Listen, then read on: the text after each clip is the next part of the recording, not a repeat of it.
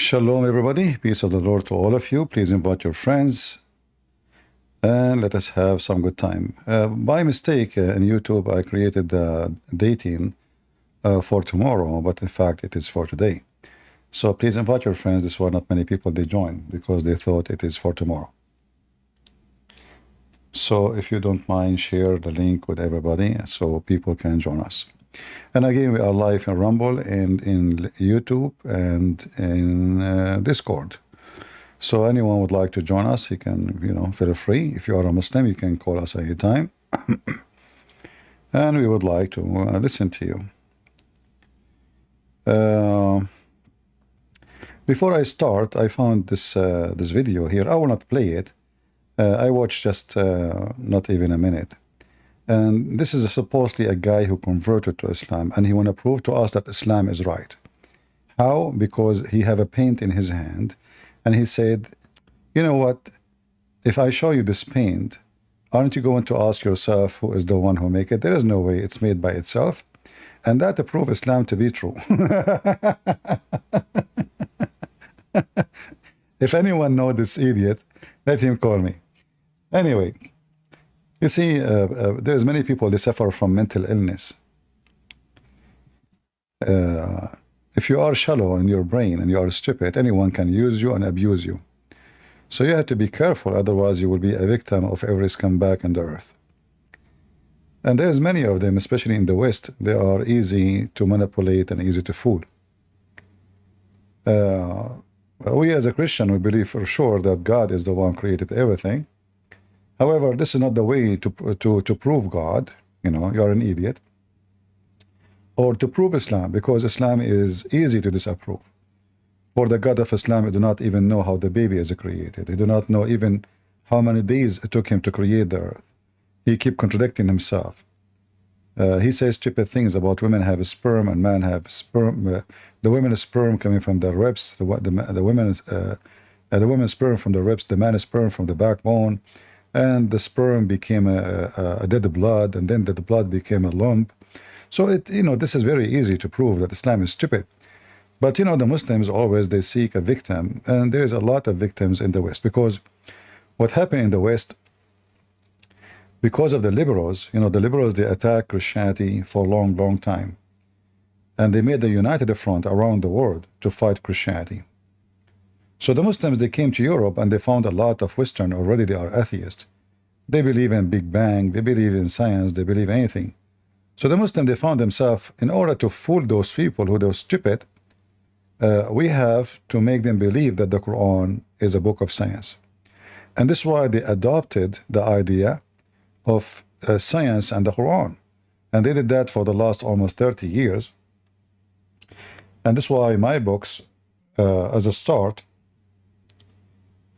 was to refute all those stupid science, which in fact the Quran speak the opposite of what they claim.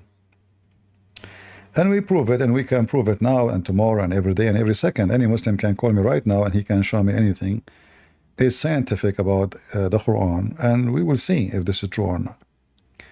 Now, regardless of the idiots in the in the West, you will find that Muslims who are born as Muslims are leaving Islam. But those are stupid, the Western. And I find that there is a, I don't know, there's a trend between specifically white people, that they are so empty and so lost. For some reason, white people are more infected by those diseases, like liberalism, atheism, Islamism, which is a clear sign of struggling. There is a lot of a struggle in this society in the West. Now, for sure, we cannot say that Africa did not struggle the same, but I find that the struggle between the white people is way more when it's come to religion. There's a lot of empty heart and a lot of control of liberalism over white more than African. But African in the state, I can say that they are really abused by the liberals, and they try to use them as a ticket to control, like for election. So they remember, the atheists, they remember the black community only in the election time. During the time they are in the office, nobody cares for those African people. So when the election comes, suddenly all of them, they support you, all of them, they love you, all of them, they think about you, all of them, they care for you. But your brotherhood is the street never been fixed, the graffiti in every wall, crimes everywhere, drugs addiction is everywhere, shooting every day. And if one of those liberals, he got elected and he become rich, he will not even live between the black people. He will go and live between the redhead, white, rich people like Obama and his wife, etc. So in the West, there's a lot of reasoning for Muslims to be able to penetrate inside the society. That is not working in other countries. Why? Because other countries are not the same as the Western. They are not totally empty. So the more the emptiness exists, the more Islam can penetrate. You teach your son that there is no God, and he's an atheist, and etc. And you laugh at Christianity, and then the Muslims, they came to you, and now they try to make their religion as the religion of science. And you will notice when the Muslims speak to a white person, he don't mention that the white man, he enslaved the black man. He talked to him about science. But when he speaks to a black person, he will say to you, do you see the white Christian man, what he did to you? As if the black person is not a Christian too. But here you see that the Muslims, they hide always the truth, that they are the one who captured the black slaves and sold them to the white man. All the African slaves came from the heart of Africa, captured by the white Arab Muslims and sold into the white European or any ethnic, You can check it out. You do not need... Actually, in fact, until now, they are doing that in Libya and Morocco. Morocco was the biggest hub for slavery in the world. Anyway, our topic today is different from usual. We are going to talk about some scary facts about Allah. You see, one of the stupid things about Islam, or the God of Islam, that this God is very, very, very sexual. And we mentioned tons of things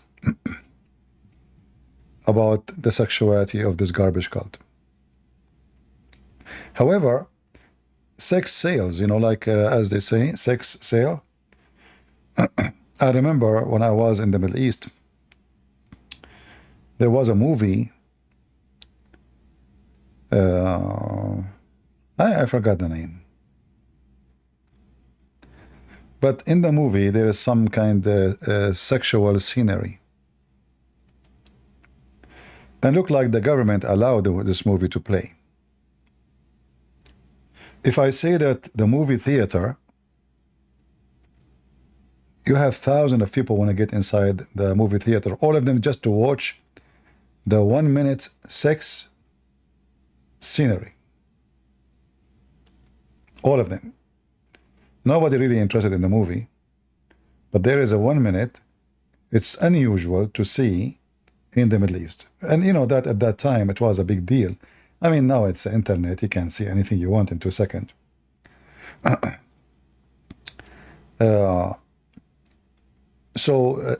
Sex is a major attractive point in Islam. This is why Muhammad, he promised Muslims a lot of women, his penis will be endless, all this stupid stuff, which is disgusting. You see, he never promised you love, like a woman, she love you, you love her, you are happy with her. Because happiness have nothing to do with having many women. Happiness have nothing to do with having many men. Happiness that you are happy. If God cannot make you happy without having a huge number of women, well, this God, he's a failure. Because if one woman, she cannot make you happy, 2 and 3 and 4 and 5, they cannot. Because always you will need more, because simply the more, supposedly, this is the idea, the more is the better. But what you don't imagine, that the God of Islam, he promised reward as sex But even his punishment is about sex. So the God of the Quran, I hope this website will work, he promised Muslims that each or any individual, he will not believe in Allah. Allah will insert in his anus a huge chain. I don't know why this website is not functioning. Let us see again. So Allah will insert in the anus of anyone who don't believe in him, or the one who want to punish him, a huge chain in his anus. Yeah, I don't know, something wrong with this website. What happened with this website? The search is not working. It keeps saying searching. Anyway, we will show you the verse on the screen. It says error in the network. Huh. I see. Error in the network. Try again.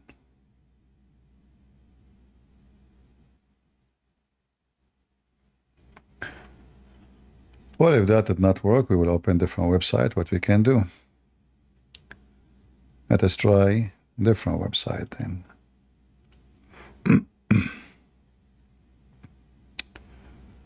All right.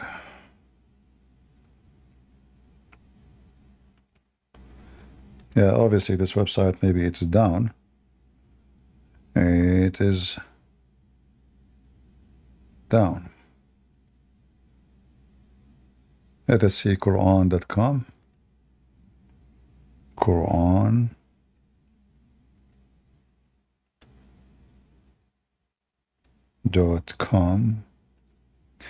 You know, I advise Muslims to change their website name.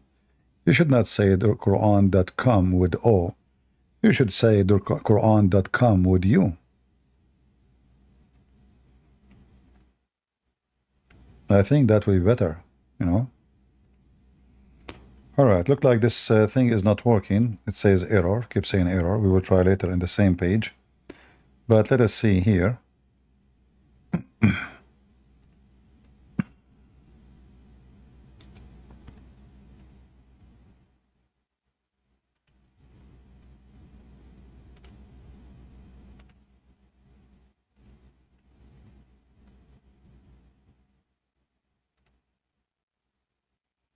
What's wrong?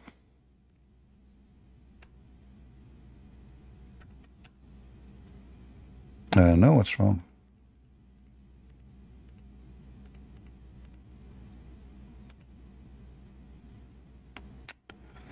All right, I know something fishy here. Give me a second. This is the second website is not allowing us to go through. It's for today. So please invite your friends. This was not many people they join. Okay, hold on. Maybe because of this.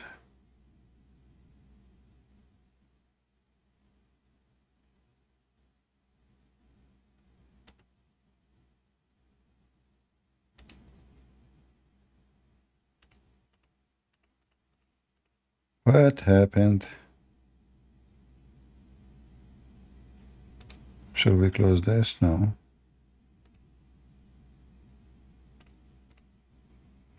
I know. Something not right. This is the second website I'm trying. It's not working. One more time.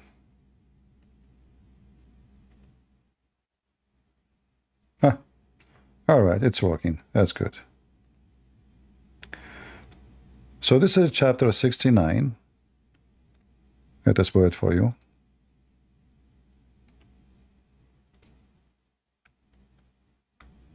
Verse number 32. And my question to the Muslims, if your God is not mentally ill, and he is a pervert. Why such a penalty exists in his calculation? Why someone he claimed to be God, he will insert a chain in the anus of a human being? Any Muhammadan would like to join us?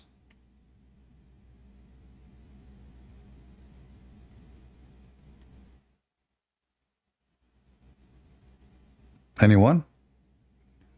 Who is a Muhammadan would like to join us and tell us how he even think about it? I mean, what is the reason for someone he claimed to be God? He's holy. What is this? What sexual torture? Any Muslim?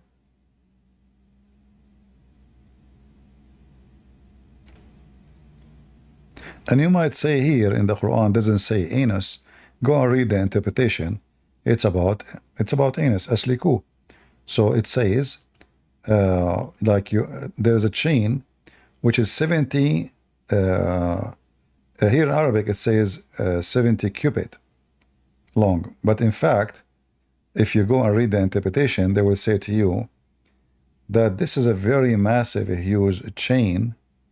Each ring of it have more iron than all the iron of the world. All of this will go inside the anus of a human being. Any Muhammadan?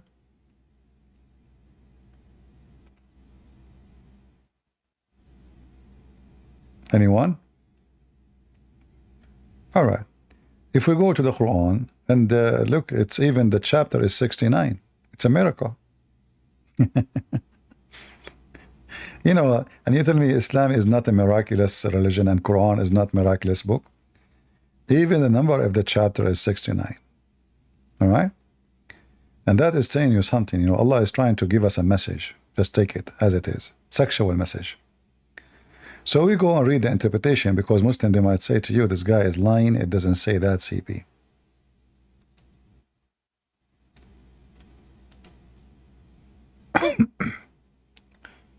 All right. We go to 69.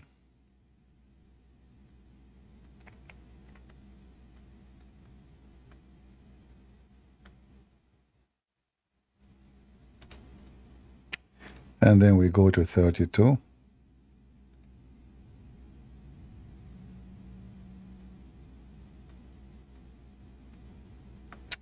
All right. Here it says, all right, then fasten him. I hope the text is clear for you to read. Is it clear? I hope so.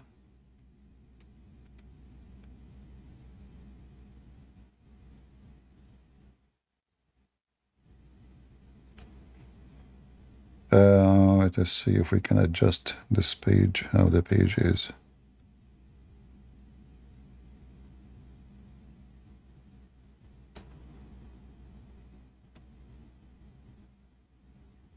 All right. So then fasten him. It will be enter into his buttocks. Do we have anyone from the buttocks religion to join us?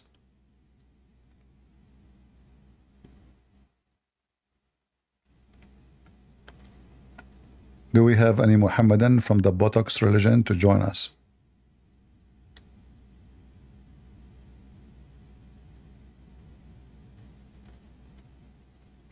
Hello? Hello, hello. Hello. So, you'll use. Hey guys, he Peter me. Alila.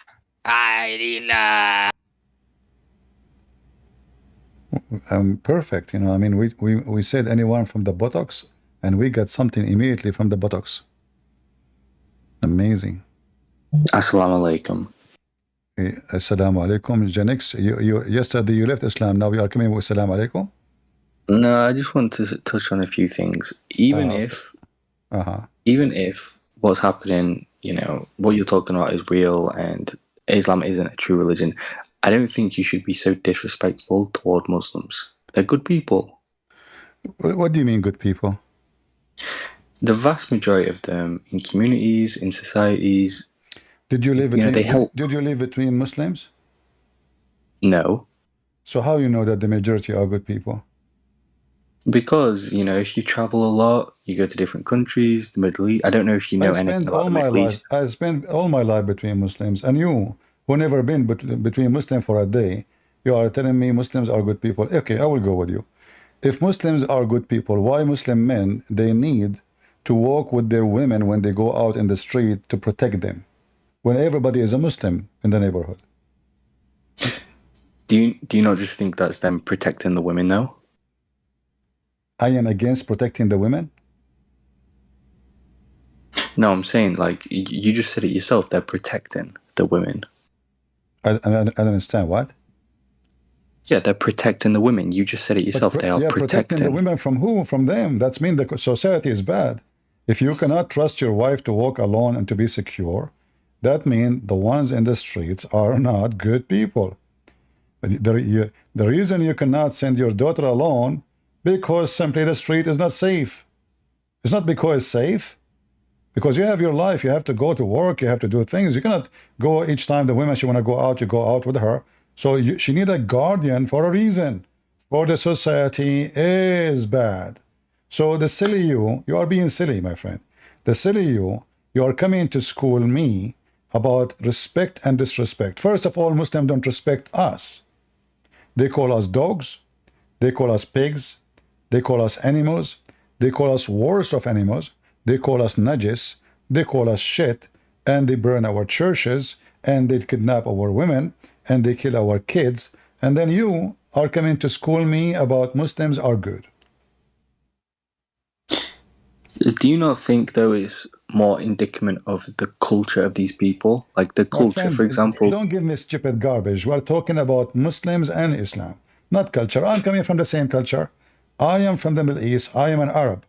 We are living next door, but we don't have the same culture because simply their culture is Islam. Can I ask you a question? They're a prophet. When the husband of his own son, when he go out of the house, he go and he flirt with the wife according to Muslims books, which I am sure he is sleeping with her. So if this is the prophet himself, he sleep with the women who is married to his son, and he is the best man for them. So what about the rest? Do you not think there's significant differences between, say, Indonesians and Iraqis and I don't care. Somalis? You see, don't be stupid with me. Either you want to be stupid or you want to be smart. I'm talking about Islam. Islam, wherever you go, Islam is the same. Islam is garbage. So if you follow Islam, you will become a pervert. You will become a women chaser. Your mouth will be dirty, and you are not going to be better than Muhammad. You cannot be better than Muhammad. This is their best man. So what he does, they take it as an example. So if you go right now and search in YouTube, you will find the Muslim proud about talking about secret wife, lying to the wife. So they lie to their wife, they go, they cheat, they marry another wife without telling the first wife, because the society is very much corrupt. You talk about protecting women. Do you like to protect women? No, I don't need to. I'm in England. Oh no, soon you will you need to protect them in England, because Muslim they are doing their best to take over the country, and then you will see, according to the Quran, they can beat the women. So what protect women? They don't protect the women. They, the Muslim man, when he protect his property. So the woman, she is his sex toy. He don't want anyone to touch her because she belonged to him.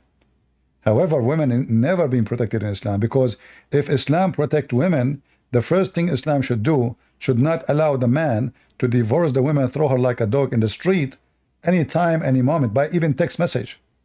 Text message, there's no need for court. She's out, and she will live like a dog. If Islam protect women, Islam should not allow the man to beat his wife for any reason he wish. Muhammad said, no man should be questioned for why he is beating his wife. We cannot even ask the guy why he is beating his wife. So if a Muslim man married your sister, and he did beat the hell of her, you cannot ask him why why you are beating my sister. He will say to you, shut up. She is my wife. I paid money to have her. A dog in America have better life and better respect than a Muslim woman. If you beat a dog in America, you go to jail. Serious crime in America. Abusing animals is a serious crime. It's not just a crime. And people will look down at you, and people will disrespect you. So when you talk to me about respect and first of all, what does have to do with respect? I respect nothing to do with anything about Islam. If there is a person, he is a nice person, he is good to people, then this person, he deserves respect. But Islam does not deserve respect in any way and any means. Anything else? Yeah, so obviously when it comes to, what you do, you are an expert in theology, obviously, both the Bible and the Quran. So I agree with everything you're saying in terms of the scriptures and what it says. And yeah, you do a good job at debunking it. All I'm saying is that in the modern day, the vast majority of Muslims, at least for the Western ones that I can speak of, they're good people, they're doctors, they're lawyers. The majority of Muslims, millions of them, they went in the streets supporting Hamas after raping hundreds of women and kidnapping hundreds and killing thousands of people. This is the majority of the Muslims. So did the communists, though, like the white students. Exactly. Well, that's mean the communists and the Muslims are the same. Don't waste my time. Who said that the communists have ethic? They have no ethic. They are communists. That's why they are communist. Don't come to me here to speak, your stupidity. The majority, where is the majority? If the majority are the Muslims are nice people, why they are burning Christians everywhere, burning churches, kidnapping women everywhere? Where is the good Muslims? In Nigeria? In Somalia? In Indonesia? Go check all those countries, you will see what they do to Christians. Where in Saudi Arabia? In Emirat?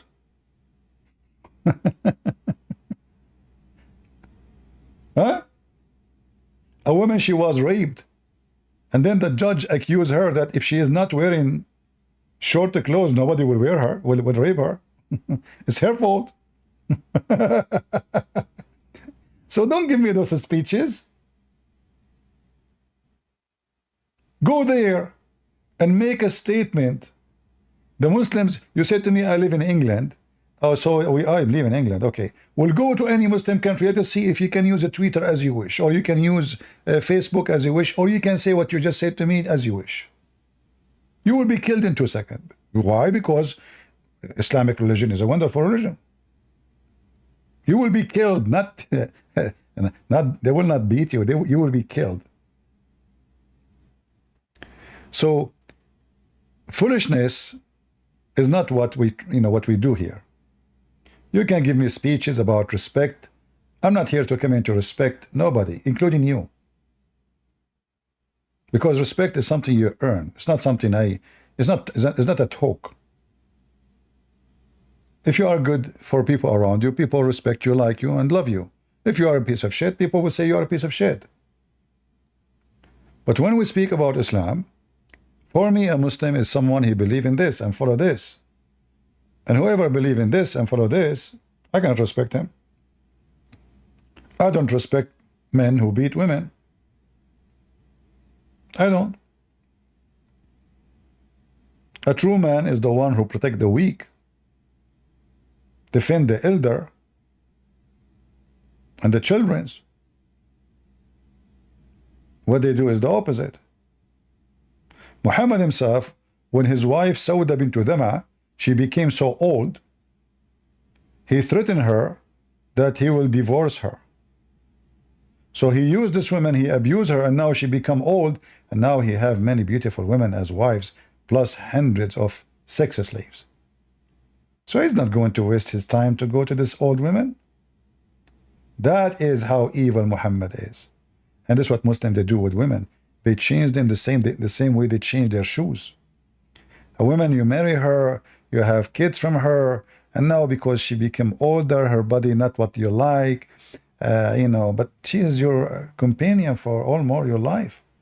Oh, it's time to dump her because she is the same as a car, the same as shoes became old.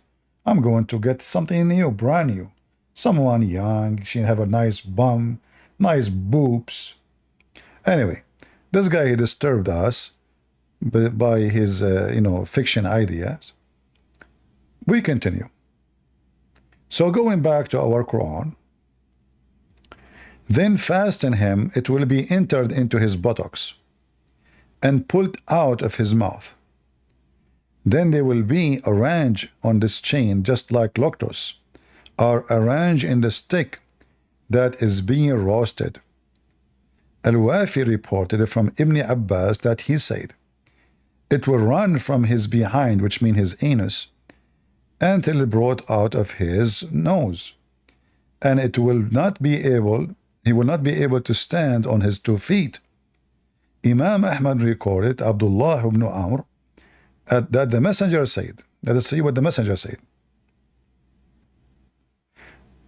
If a drop of lead like this, and he pointed to a skull, bone, were sent from heaven to earth, and it is distance of 500 years travel, it would reach the earth before night, and the same drop of lead were sent from the head of the chain, which is in hell, it would travel 40 full season, night and day, before it would reach the target. So Muhammad here describing to you how massive this chain is, so big, so huge, and it's so heavy. And then why this person is going to have this? Because he don't believe in Islam, and he is not being righteous to the poor ones.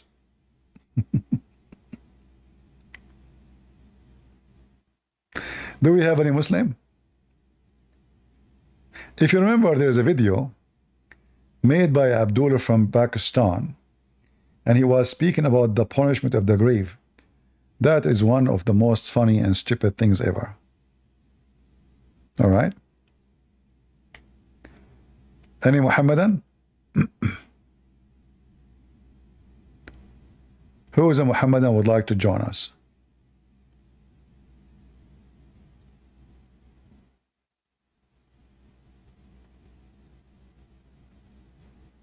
The Middle East is not an evil place because it is the Middle East.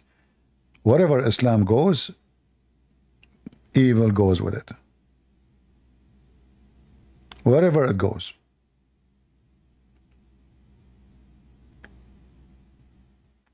The second, Islam enter a place, violence enter, hatred enter, sex crime enters. Like, you might think that maybe Saudi Arabia, because they have a very tough law, is the most safe and secure place in the world. You are very much mistaken. It's the most corrupt, bad, ugly place ever. In fact, those society, what they do, they use religion is just to control the crowd for the benefit of the ruler or the king. But the religion is not even important except as a way to be a dictator. For Islam is the best tool for dictators. Muhammad himself, he established a dictatorship. A woman, she insulted the Prophet, and she is a slave of a man. She is a black. He is a white Arab. She insulted the Prophet. This man, he told her, don't insult the Prophet, according to the story.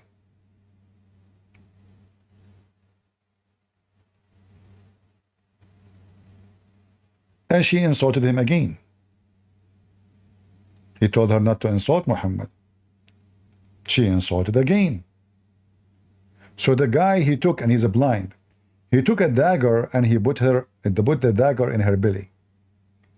And according to the story, the blood was showering the baby between her legs. Her son is a baby toddler, holding her feet when he killed her.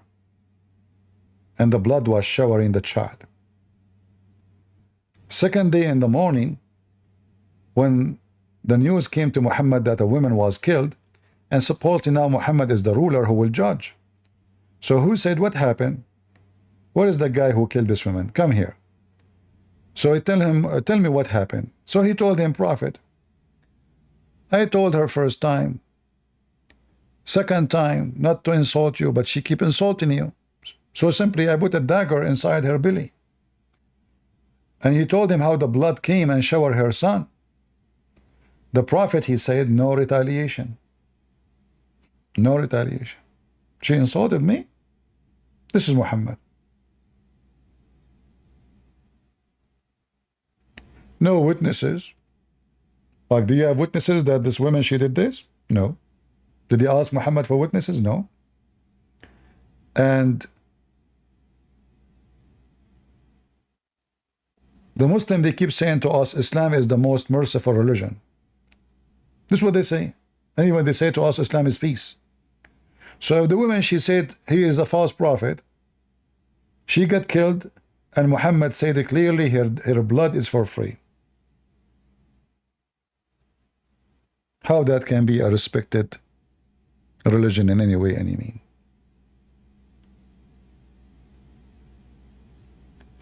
You know, I find a lot of silly people who come to you, and actually I used to hear the same from the Christians. Like, at least this Gen X is not a Christian, so if he say that, I mean, it's but you will hear the same stupid things from so-called Christians. They will say to you, this is not the way to talk about Islam. Why not? Why not? Give me a reason. What will make people dance in the street because of tsunami? You tell me. When tsunami happened, the one hit Indonesia, the news come to the Muslims. I was in Paltalk, and the news came to the Muslims that a lot of Australians died. They thought this in Australia only, or like the incident, big incident happened in Australia. So they opened chat rooms, they made tons of videos celebrating, and not only that, they made Photoshop that the waves have the name of Allah. Allah, he punished those kuffar. And then the news came that the majority, maybe 99% of the one who died, they were Muslims from Indonesia. Suddenly the Muslims, they start taking down their videos, close their chat rooms, celebrating the death of thousands of people. Why people will celebrate the death of thousands of people unless they are, I mean, they did nothing to you. There are people that are going vacation with their children, with their kids. Why you celebrate their death? Because Islam is evil. You see those so-called Palestinians in Gaza and Ramallah? Go check the videos. They were dancing in 9/11. Why? Why you were dancing in 9/11? Why? They were giving baklava, giving chocolate, giving candies in the street. Go watch the videos. The only one celebrate the death of other nations is Muslims. We Christians, if an earthquake had Indonesia, we will not go and make a party. We send aid, we send support, we send food. The Lord said, from their fruits you shall know them.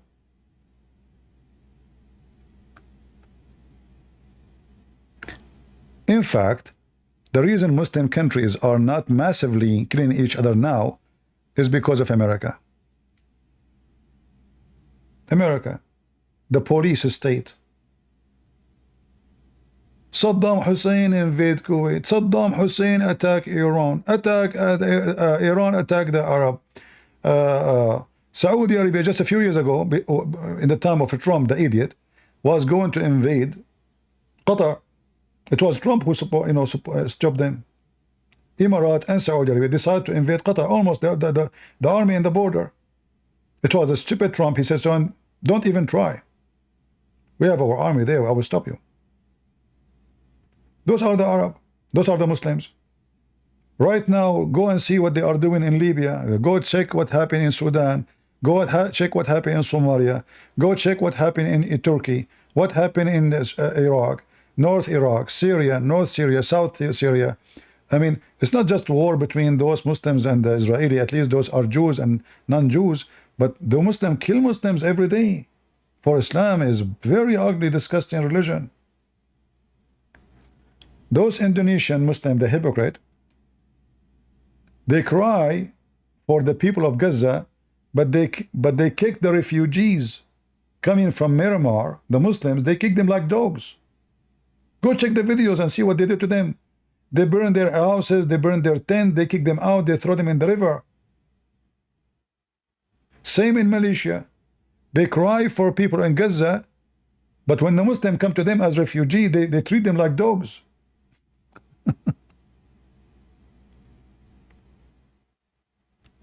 This is reality. Am I lying?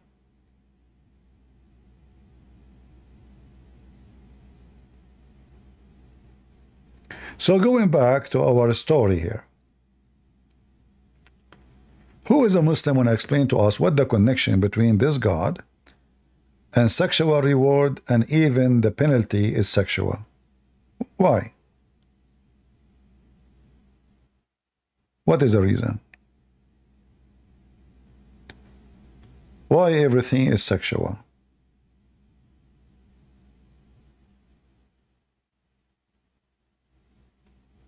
What the connection?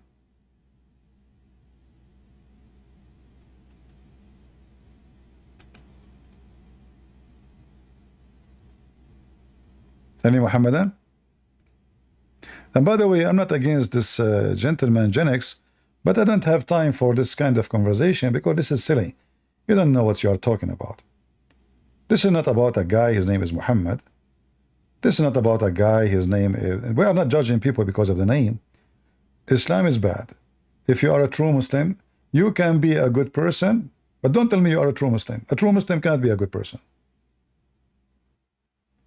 Because a true Muslim believes that Jews must be killed. Christians must be killed. Or they have to pay jizya. This is a true Muslim. Don't tell me modern day. A true Muslim, he don't believe in something called modern day. He believes in something called Quran. Do we have modern Quran?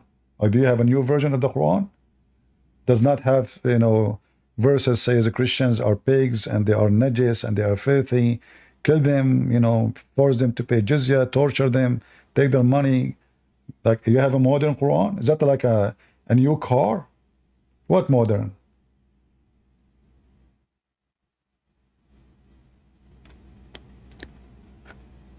Do we have any Muhammadan? Like, you know, 2 days ago, we have this lady, she is in the chat, her name is Sage. I showed her an endless numbers of evidence. And you guys, you were here, correct? What she do? If you speak to her, she sounds like a nice person. But inside her, there's the devil. All what she do, she lie, non-stop. I show her, look, it says this. It's no, it doesn't say that. It says in the front of you, read it. No, it doesn't say that. It says they have deficiency. It doesn't say that. Look, what's wrong with you? It's in front of you. This is authentic hadith. Oh, you know, there is many, you know, hadith, you know. So they try their best because they have demons inside them. Decency fly. They knew in their heart that they are lying. But how you can stop a liar from lying when lying is their blood? He says, you want to come to the mic? You want to show them how you lie more? You want to try? Okay. She put her hand up. How are you doing, Sage? Hey, I'm good. How are you? You are good? What does that mean? Yeah, I mean, I've been reflecting on the conversation that we had. I did go back and watch it again. The thing is, I wouldn't characterize this like what I said as like lying. It's just these are the things that I have like studied from my scholars and the way I was taught a lot of these things. When you say your scholars, who are they, your scholars? So I follow a specific group of Muslim scholars who are sort of modern. Modern. There's modern scholars now, and there's old-fashioned scholars. Well, they do have sort of their own principles, and they don't believe in sort of the orthodox interpretation of things. So they're a bit more reformist, but they're still kind of like loyal to trying to get close to the sort of truth of Islam, right? So that they're not just making up whatever they want. So, you know, what make them modern, because now they try to manipulate the text and change the meaning, because the old meaning is embarrassing, correct? It's, you know what it is? It's rather that they don't take, you know, like stuff like tafsir and hadith, they don't take it as necessarily authoritative. They take the Quran as more important. So if anything contradicts the Quran, they will try to look into it as Okay, like a, I will go with you. So the Quran, as an example, it says, in the case of murder, free for a free, slave for a slave, women for women. You see, I'm going with you. Do you agree with such a justice? If a free man, he killed a free man, the free man will be killed. If a free man, he killed a slave, we kill his slave. So now we have two victims, they are black slaves. If I kill you, if I kill you, your husband will kill my wife if I have one. You know, is that justice? Is that what God? This is how smart Muhammad, that this is how eye for an eye. Muhammad trying to practice now eye for an eye. This is eye for an eye. This is religion. So your scholars will say we don't take the hadith, we take the Quran. Okay, can you bring them here to see how they deal with this? What they will say?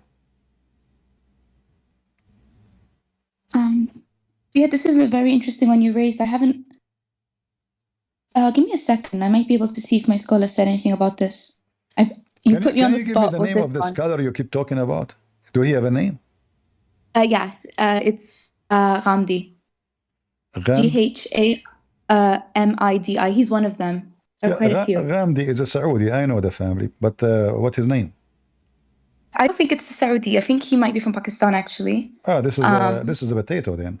Those are not scars. No, but he's from a school of thought, like a modern madhab. No. He's you see, I will tell you something. Islam. Anyone he claimed to be a scholar in Islam, and he is not, Arab, those are a fraud. They make money. I will tell you why. I will give you a reason why. Because simply, in order to know the religion, you have to be connected with many things. The culture, and the language, and you have to be one of them. In fact, the Quran supports what I'm saying. Just to show you. The Quran says Allah never sent any messenger except if he is a person he speak with the tongue of his own people. Why? Because if he don't, the people will not receive a clear message. You see the verse I'm showing you? Yeah. All right. So is the Quran wrong? He never sent any. But that is about the messenger, right? Exactly.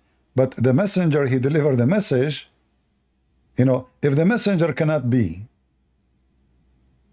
from any except the same nation, that means the scholars, who they are from the same nation is the one only they can receive the message, because he explained it to who? He explained it to those people who speak his tongue. Do we agree? Okay, yeah. All right. So the scholars who exist in the time of Muhammad, this is who they are meant. And then by time you will become disconnected because the culture change, the language change. Like now I speak Arabic, but our Arabic today is not the same as the Arabic they speak at that time. Everybody know that. So you might take a word, like now, actually even in English, not long time ago, the word gay mean happy. Yeah, you're right. Today, the word gay means something have nothing to do with that meaning, So language change, and language can be disconnected with the culture you live in today. So when we speak about understanding religion, we have to go back all the way to the earlier scholars, not the moderate. The moderate. So what you are doing, not only you are bringing people who they are totally disconnected, you are bringing people who never been from the culture. They are not Arab. They don't speak the original Arabic, and even their tongue is not Arabic. But they open a business, like, I will give you an example of Muslim scholars from Pakistan and India, like Zakir Naik. A Muslim woman, she asked Zakir Naik, I can play the video for you. She asked him, how come Muslim man in heaven will have 72 virgins, and what we will have, our reward? She, as a woman, he said, but the thittar asking question. How come that he will not have 72 thittar? First of all, the word hur is not about male or female. For simply, it's a plural word, which means it can be male and female. So inshallah thittar, you will get 70 men and reward. And everybody is laughing. This is a scholar. He just told her, you will have 70 men to F you in heaven. And he claimed that, excuse my language, and he claimed that the Quran, when the Quran says hur, it meant male and female. But the Quran says clearly that those women, those are women, and it used the word yatmuthahun. What yatmuthahun mean? I'm not sure. You do not know? Yatmunahun.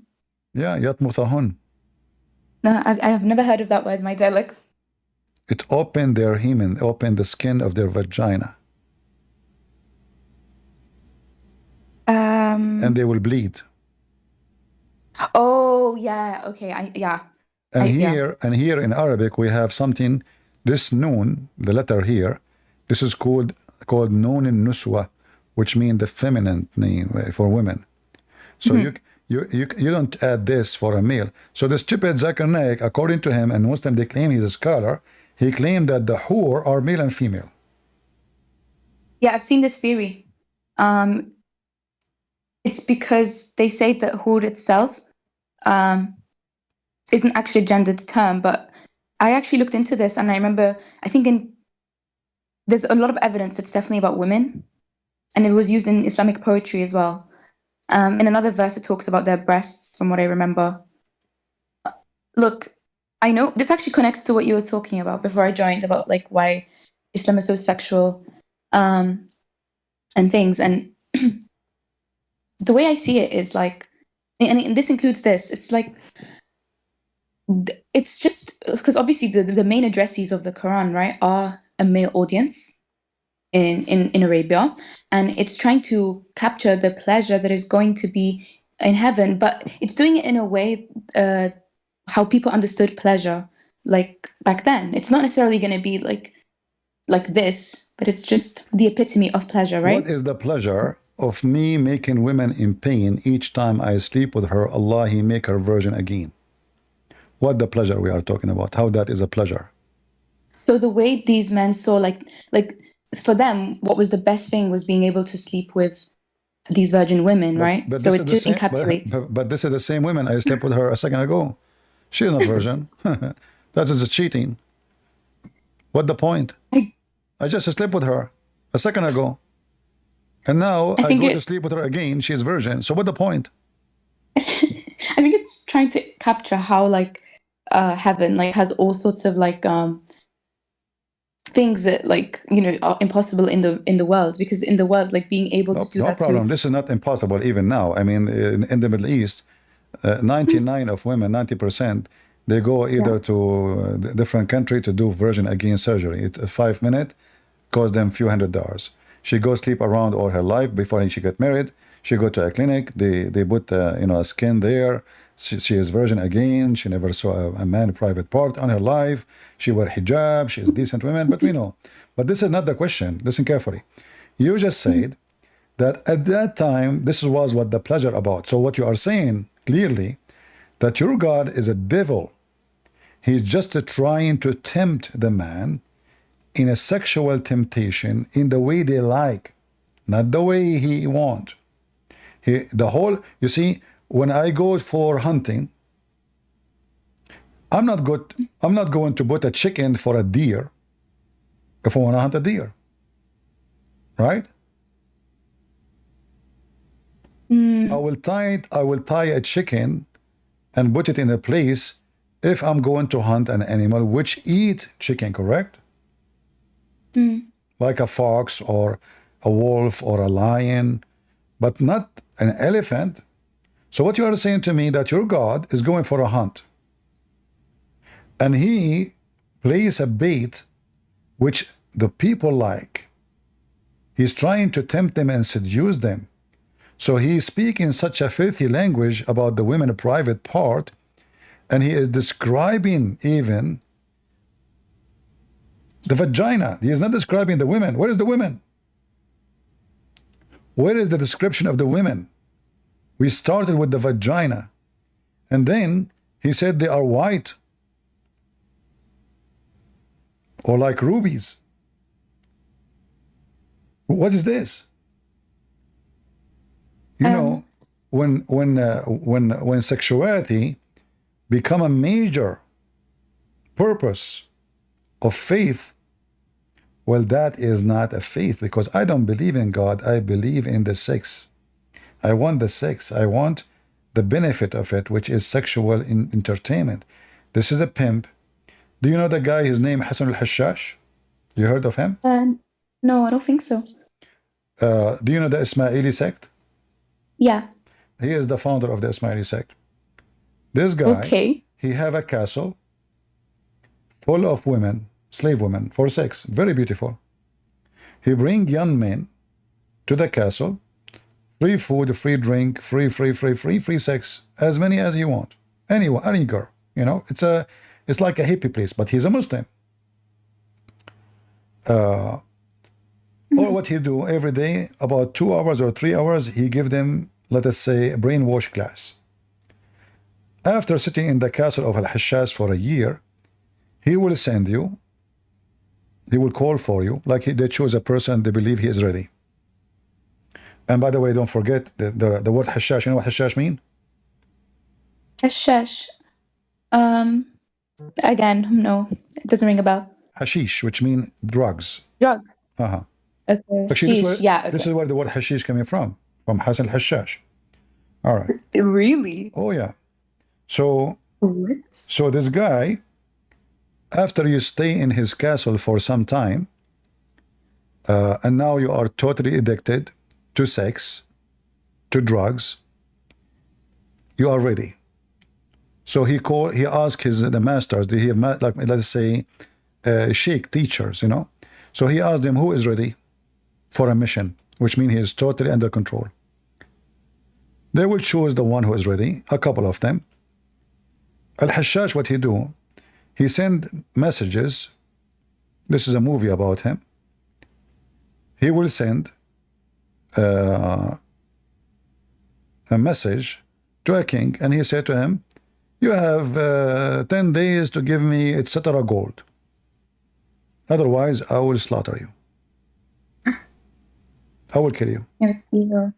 We takfir the Ismailis anyway. So, No problem, no problem. But look, you see, just to show you what you just gave another nail to your prophet. You just said that the Ismaili are kuffar, but this is what your prophet doing. The difference between this guy. Listen. The difference between this guy and your prophet. This guy, he invited them to the castle, which is full of virgins first. Your prophet, he cannot do it. He said later. It's the same. Hashish, drugs, wine, and sex. After you die for me, go and kill them. Assassinate them for me. This guy, he do the opposite. This guy, he do it now. Right? You do it now. You get the reward now. In order to come back to my castle, go and kill this guy for me. This is your God. And this is your prophet. Hashish. So again, it was about rivers. It was about grapes and fruits and flowers and plants and all of it, the purpose of it is sex. Okay, no, that was one. I will ask you, when the Muslim will eat? When? When the Muslim will eat. In Jannah, you mean? Yeah. It just says there will be like, I'm pretty sure it says something about olives or like, not olives, sorry, You grapes. don't Grapes. understand. No, you don't understand. When a Muslim is eating, is having sex, because the orgasm alone is 70 years. Where do you get that from? I've never heard of that in my life. You're talking to Christian Prince. 70 years. 70 years the orgasm of the man in the heaven. So when he was going to eat, this is the orgasm. This is not the whole sex. This is not, I don't think. yeah, this is not the sex yet. There's no sex yet. You know, I mean, this is not.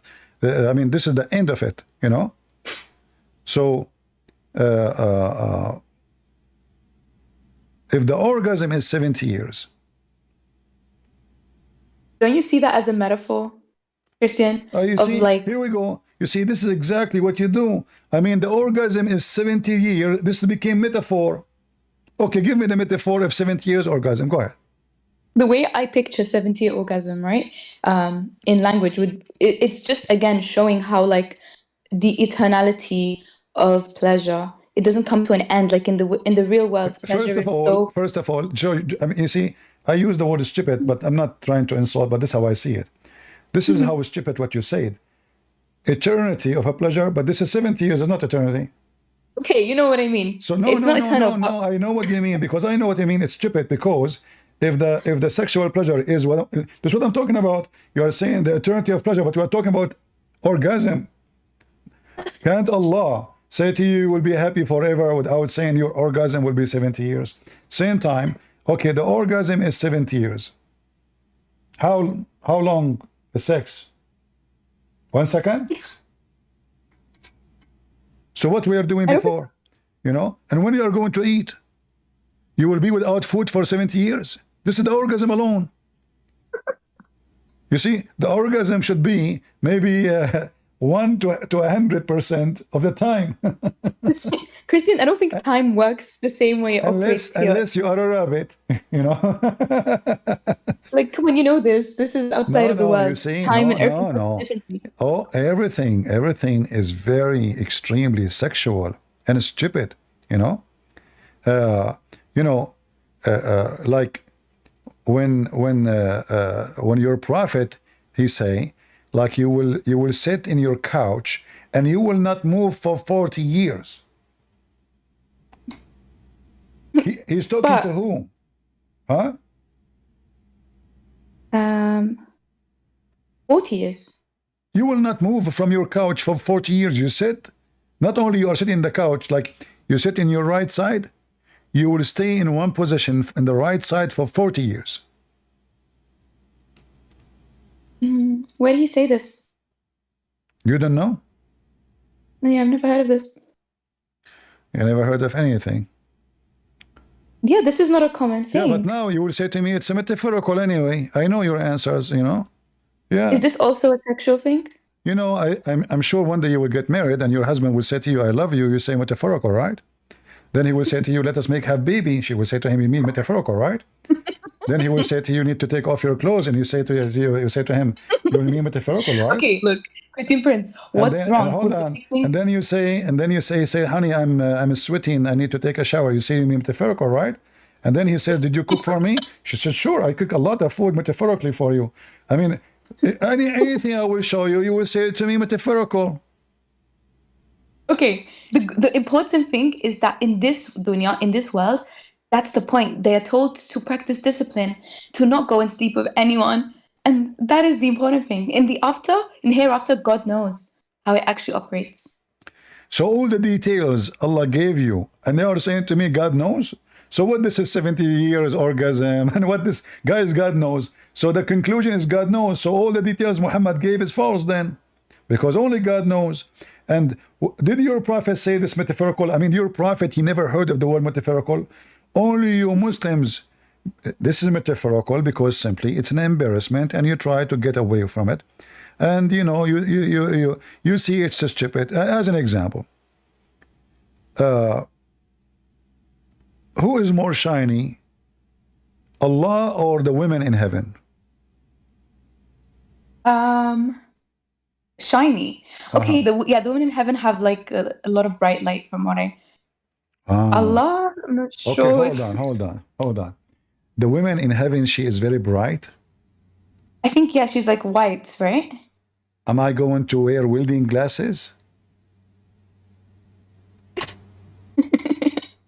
Yeah, I mean, according to your prophet, that the women in heaven, she will be so bright to the point her light will cover the east and the west. How I can look at her? So this woman, she will get naked and she will say, honey, do you see me? I say, no, you made me blind. I didn't see anything. How I can see you? You know? What is this? But the reason is, because the reason is, Muhammad is and the Arab are obsessed with white women who they are so, women who they are so white, you know. So yeah. he promised them very extreme white women, you know. Like look at this hadith here. The last people who of paradise in possession is the one with 80,000 servants and 72 wives. This is the bad Abdul who never did anything except saying Shahada. Question: who is the stupid who accept that he need 80,000 servants, all of them they are boys and they are kids? What they will do to me? If in the heaven my clothes will never wrinkle, I will never sweat, I will never take a shower, I will never get tired, I will need, you know, if I see a bird in the sky, I say Bismillah, the bird will be in front of me cooked. What is the boys for and why they are 80,000? And this is the lowest reward. What makes you think the 80,000 servants are boys? I don't see that implied. Isn't it the Quran says that they are boys? غُلْمَانٌ مُخَلَّدُونَ. Oh, you'll have. Oh, yeah. Yeah, Good yeah, point, actually. yeah. I was afraid you would say to me those are metaphorical boys. No, it's like they are there, but it's not sexual at all. Like there's no sexual implication. Metaphorically, those boys are 80,000 metaphorical boys.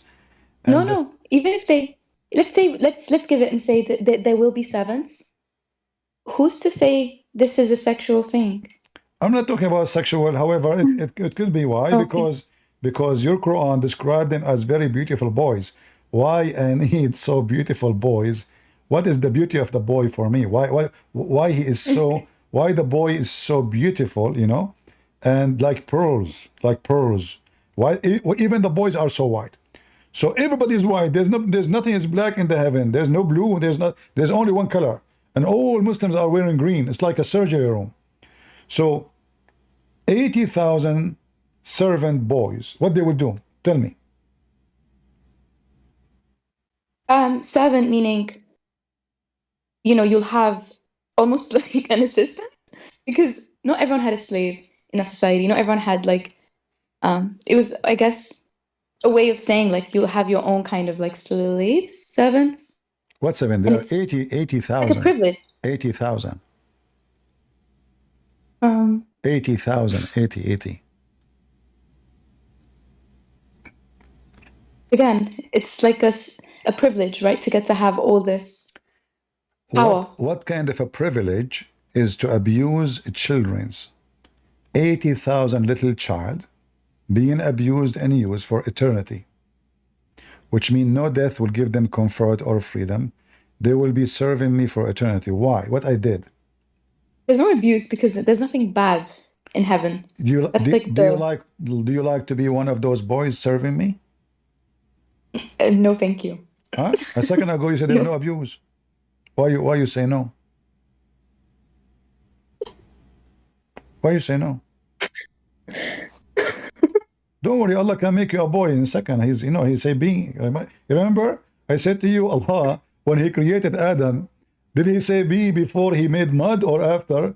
You said in the process because you don't know what to say. Because if Allah say be before He make Adam, that means the bee did nothing because still He have to make mud.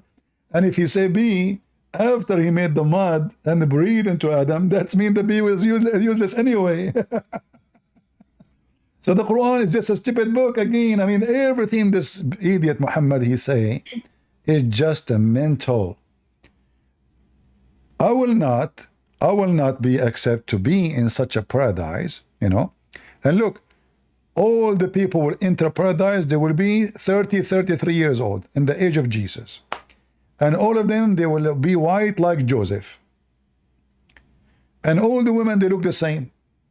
So imagine you enter a dating website, and then the first woman in the profile, her name is Hur. Okay. Her age is the same age as the other one, and the other one, and the other one. All of them, they have the same exact profile, description, height, voice, sound, mouth, eyes, hair, whatever. Then I go to the profiles of the men. All of them, they are 33 years old. They have the face of Joseph, and they have the teeth of Muhammad, which means they are gone. All the profiles in the heaven, all men look the same. What is that? And this is only for the virgin, by the way. The Muslim women, they will not be the same.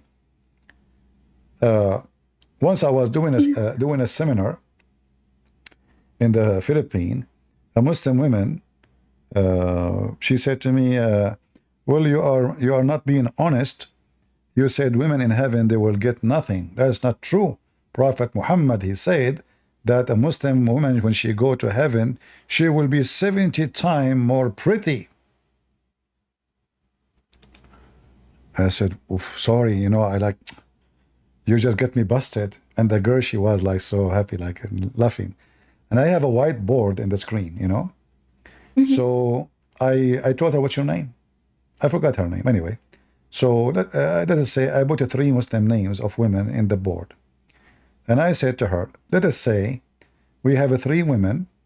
The first one is the lowest in beauty. The second one is twice more pretty.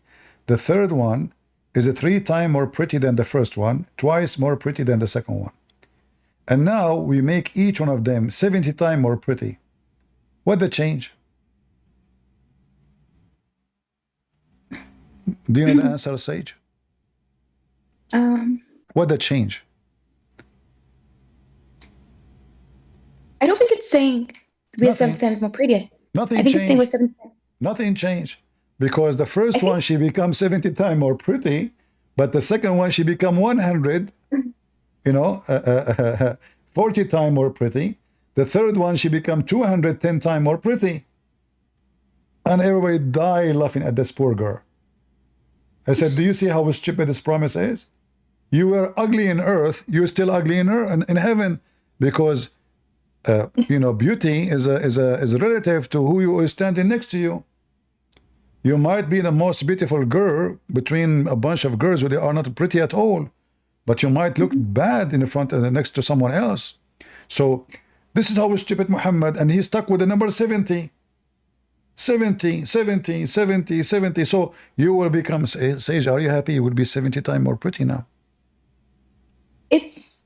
Well, first of all, it's compared to the Hur, not each other. We don't compete with other women. No, that's not compare.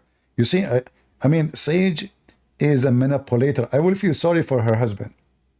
No, wait. Honestly, she It's will true. make him. Christian. She will make him shish kebab by the count of how many lies she will make a day. Well, what I wasn't are you lying. talking about? Does Listen, it say? no, 70 times the Muslim women, she will be 70 times more pretty than her being in earth. So by going to heaven, you will be 70 times more pretty. You. Just this is not compared to the whore. You go to heaven right away, okay. you will become 70 times more pretty. Look, I apologize. I thought you were talking about another narration that says we're going to be much better than the Hur because the women were getting jealous about the Hur, and then I'm pretty sure there's a hadith saying we're going to be like, I don't know the number, but yeah. And I confused what you said with that hadith. I promise you I wasn't manipulating. No problem. But I mean, so now you are not manipulating after all what you did? Okay. So this thing you said about us being prettier than heaven, like you're right. Yeah, it doesn't mean anything. It doesn't change anything.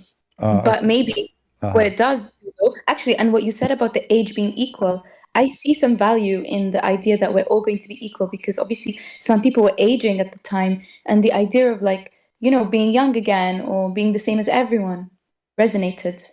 Oh, I never thought about it this way. So in order to be equal, we have to be all of us in the same age, the same face, the same look, and the same voice. That's amazing. And as long all my wives and their wives look the same, that will make us equal. But just to show you how silly what you said, if God happiness depend in a change in my look, that means me as a person, nothing changed on me, because simply I still believe that my look is what make me happy, is not being with God. It is looking in the mirror and being proud of myself how I look now. So now when I go to heaven, I will look the same as everybody, and I will have the same age, I will have the same height. But guess what will happen now? How my wife, she will know it's me if my neighbor look like me? How you will know you're a brother if your brother look like everyone else? How your husband will know it is you're his wife, not his sister, because everyone look the same. He might ask you to go with him to bed because you look the same exactly as his wife. And if all the women look the same, so what the point with sleeping with all those women? Sleep with one, you sleep with all. All of them, they have the same voice, the same eyes, the same name, even they sing the same song. Does it say that we're gonna have the same face? I've never heard. Hold on. The virgin women, you mentioned to me, you said that the Muslim women, she will be way more pretty than the hur, correct? Not just in looks, but also everything about her will be better than the hood. You see, you just screwed your God again. So now the Muslim man, why he want a favor to sleep with those women if the wife, she is more pretty? Yeah, I think that's the point. Like, we will be better than them, but they also have them. How many times?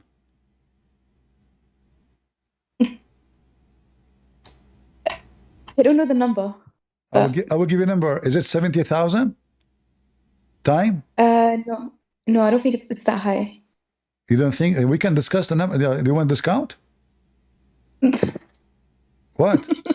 I'm serious. You want discount? We can discount. No, it's 70,000. So we're trying to understand heavenly things, right? Using our limited minds. No, our you see, you don't understand the heavenly thing. So now we go back to metaphorical. 70,000 times the Muslim women, she will be more pretty than the virgin. So who is the donkey will look at the virgin? So what the purpose of the virgin?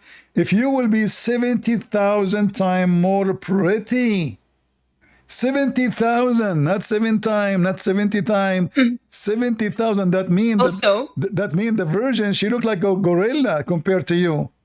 Oh my God, no. Yeah, read with me carefully. Here we go. صفات الحور. This is Al-Qurtubi. والحوراء البيضاء. Let me translate. I hope Muslim men, they will not get horny.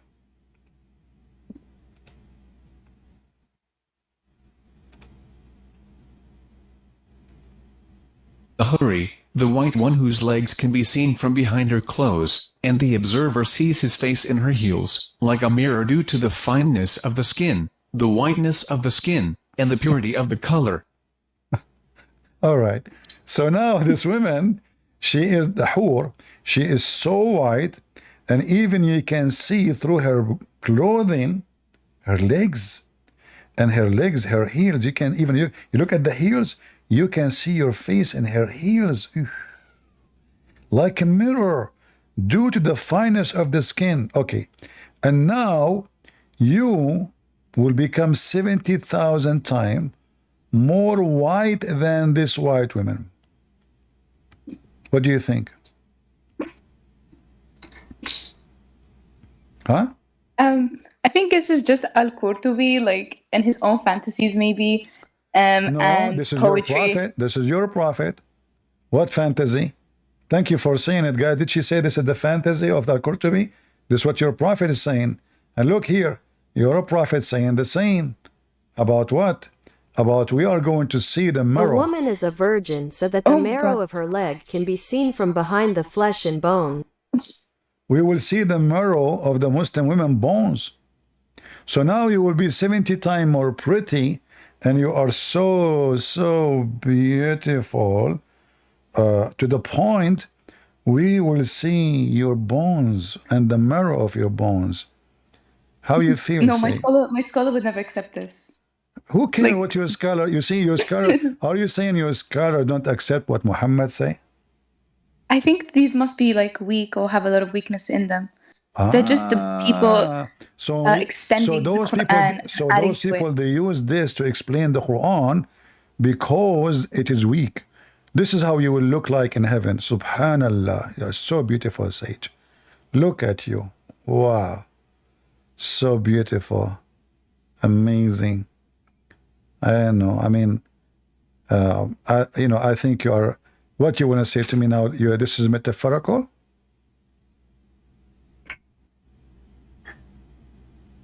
Introduce you guys Miss Sage in heaven. She go there. This No, is her. no. This is her. Astaghfirullah. What is astaghfirullah? That's what Prophet said. It's not this. Whatever this is, it's not this. This is what your Prophet said. You don't understand the culture. Like it just means like I don't the skin was white. understand. I don't understand. Explain to me. This Go was ahead. remember, before Muhammad came, this was a Jahiliyyah society, right? And so a lot of these things are just a product of the way they saw things. So Muhammad, he saw those things, fabricating things. And you are saying to me those are stupid people at that time. So Muhammad, he gave them stupid promises? No, I think he told them what's in the Quran, and then they extended it after him and added all sorts of fantasies, and because they were men No, with this is what your a prophet. vivid mind. This is what your prophet said. Well, should I tell you? You know Jonathan Brown? He's a very accomplished hadith scholar, but he's from the West. And he says the 72 virgins narration is actually weak. Nice to meet you, Jonathan Brown. Listen. So if Jonathan Brown, he said the 70 version are what? A weak, like the narration, the chains have a lot of weakness in them. Yeah, but what they are? As in, in the hadith, the 72 virgins hadith. No. He's just saying it's a weak hadith. Okay, so guys, a guy, he is not even, nobody. Jonathan Brown is the one who can tell us that those are da'if. Aha. So why in the Muslim website it says it is sahih? Because to be graded as sahih, it doesn't take a lot in hadith sciences. So the Jonathan Brown, he became expert in the hadith, and he was able to check all the way to the time of Muhammad because he met all the guys who narrate the hadith. He checked one by one, and all the Muslim scholars before him, they were idiot donkeys. I see. Must be true. He has a history. Sage, now she is abrogating her metaphorical excuse. She did not say metaphorical now. She said Jonathan Brown. No. 72 virgins is like most likely weak, but the Quran does say there will be companions like Hur, and it will be like, it does seem to be, it's kind of sexual, but the 72 thing is not as strong. Not strong. And the other scholars from Pakistan, they agree with him? On the 72 virgins, yes. But I think what is the correct number? We don't know how many. We just know that they exist in heaven. You make it more horrible. It might be 70 million then. Right? It's not like... In fact, I can prove to you that there are billions, not only millions. Do you know how? How? Isn't it the Quran says they will have whatever they wish? Oh, yeah. Okay. If I go to heaven, why I want to wish 70 if I can get 70 trillion? You know, I want to make an army to invade an island like Ibn Battuta. You know Ibn Battuta? Mm-hmm. Okay. Is he a scholar too? Ibn Battuta, he's not a scholar. The Muslims are so proud about him. Correct? Yes, Do you know why they are so proud about him? because of his military superiority. I don't really know exactly what he did, No, but no, he's a Discovery Channel guy. He go around the world. He's a historian. Ibn Battuta is one of the biggest fat liars in the Arab history, but the Muslims, they are so proud about him in TikTok. Ibn Battuta is the only Arab who found an island have women only in it, and each one of them she have 3 boobs. 3. This island, there's no men in it, only women. I didn't know about. I mean, I don't know that much about him. Yeah, all Muslims are the same. All Muslim stories, like Muhammad. Muhammad's stories are nothing but fabrication. So Ibn Battuta is just another idiot. And, you know, they lie to people. The same story now you are trying to deny about the 70 versions is because of a shame. You Muslims are ashamed of the stupidity of your prophet. So you try to deny what is written, what is authentic, and then you bring someone from the middle of nowhere, Jonathan Brown. Thank God he is not Jonathan White. That will be even more powerful because Muslims are very racist. Brown does not count much. If he is Jonathan White, oh boy. So Jonathan Brown, he said this hadith is weak. That's it. Who is Jonathan White? Brown? That's it. Who cares? how this guy he found out what is right, what's wrong? Right? Well, he's a scholar in the history and historical analysis, so he has an authority. First of all, to be a scholar in such a thing, you see, anyone he speak about the word scholar is laughable. Like I sometimes for fun I say I'm a scholar. Like Muslim they ask me, but the fact is to be a scholar in Islam is about being an idiot, because Islam is the last religion you can be a scholar in it. Because as you see, the source of Islam is messed up. So how you can be a scholar in something messed up? And everyone he judge as he wish. So this guy say this hadith is sahih, the other guy say is da'if, the other guy say is rejected, the other sect says we don't accept this, the other sect says oh this is garbage, the other sect says we kill you if you say this is garbage. Islam is messed up. So what is your, if I ask you right now where do you take your religion from, what you will say? I'll look at the Quran and then I look at the traditional authorities. Okay, and make sure that you see, you just said the traditional, but you went to Jonathan Brown. To make sure they line up with the Quran, and when they don't, no. I'll investigate First them. of all, who said that the hadith have to line up with the Quran? If the hadith have authority, powerful more than the Quran. As an example, when the Quran says you can do muta, do you do muta, Sage? It's not a Quranic thing. It is a Quranic thing. Who said that to you? The Prophet forbade it, from my understanding. All right. And it was only a temporary wartime thing. Guys, did you hear what she said? She said if something contradicts the Quran, we don't accept. But now she just said the Prophet forbade it. Is that forbade in the Quran or in the Hadith? No, what does it say you can do muta in the Quran? It's in front of you. Mastamta'tum bihin, paying wages for their vagina. Bihi, pay them money. Bimastamta'tum bihi. This is the muta. Stamta'tum.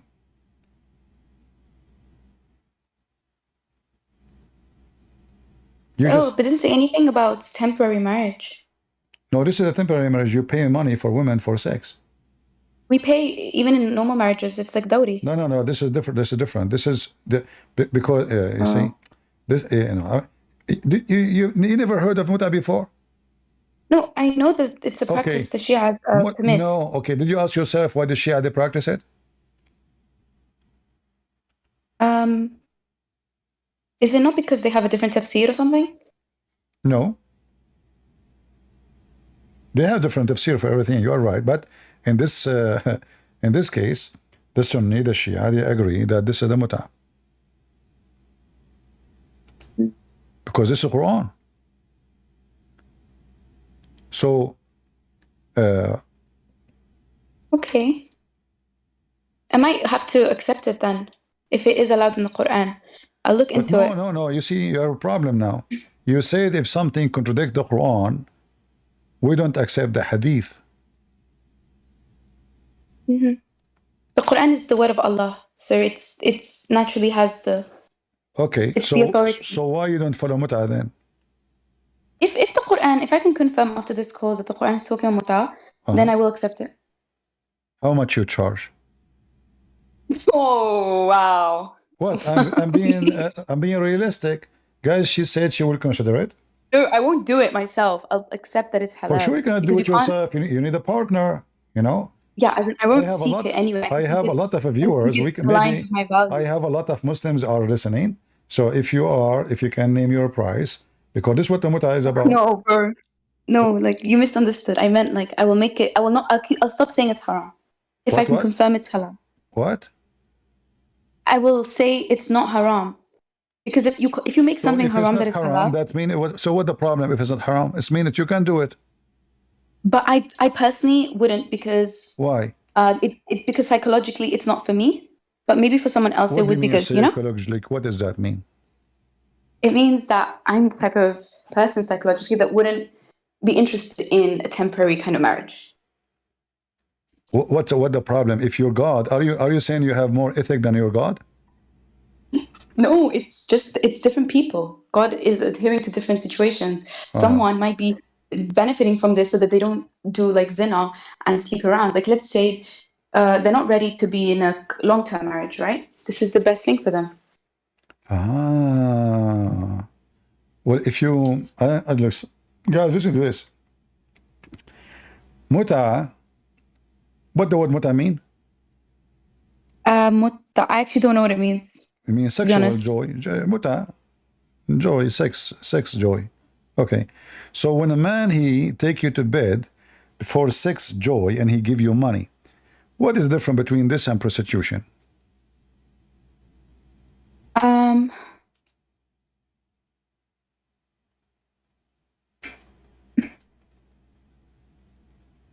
Well, there's a contract here, so you get to give them. You have more rights and obligations. What do you mean contract? What is the contract? Like, per hour, per night? What is that? It's not just about that. It's also about like, okay, if I want to do personally, I'm not even justifying this because I don't think it's right, but I'll look into it. But if I had to justify it, it's not prostitution because if I would have to be like, okay, you have to pay me, but also these are my rights, these are my obligations. I want this and this, and yeah, it's more like I don't get hurt in the process because I'm secure. Are you because secure because you have a contract? What contract? I mean, you are getting paid. That's all. The guy he can give you a disease. The guy, he can. I mean, this guy obviously he's a monkey, chimpanzee. He is going from a woman to women. He have money. He give you $10. You take off your clothes. He sleep with you. Tomorrow he will find. Maybe after 2 hours you'll find because there's no limit for him. For the man, there's no limit how many he can do muta, because when the time is up, the contract is there's no divorce. So if he say I want to sleep with you for 2 hours, and the 2 hours like you can put the alarm start 1 2 okay here we go. You take off your clothes. He start. It's over. Please stop. The 2 hours is over. You cannot not say haram. A'udhu billah. Haram. You are not. Yeah. But Yeah, this is why I'm convinced it's like a wartime thing. It's When it what? was necessary. No, Like no, during no, the no, wartime. no. Muslims, first of all the time they are at war. Secondly, just to show you the hypocrisy you just mentioned to me, you said if a hadith contradict the Quran, we don't take it. Did the Quran says if it is wartime? Never. Did the Quran says it's abrogated? Never. In fact, I'm showing you the hadith here in front of you.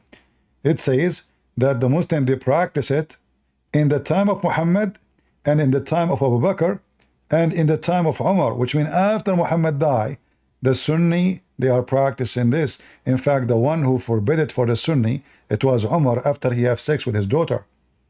So, What? yeah, he had sex. Some of the story says that he had sex with the women. He did not know that she is his daughter because he was doing muta like all the Muslims. So they sleep with everybody.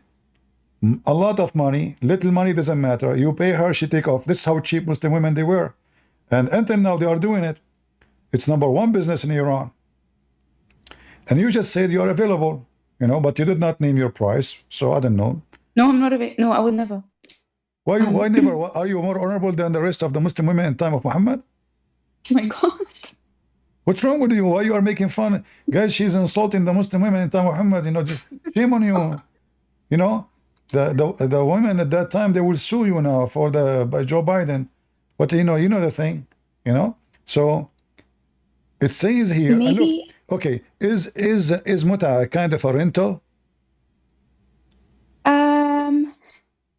It's I don't know if that's the right word. It's a bit demeaning, but I would say it's like it's a better way to regulate illegal like sexual intercourse. Is that like you hold? Provide- Is that like you hold? You what? Sorry. You hold. What is that?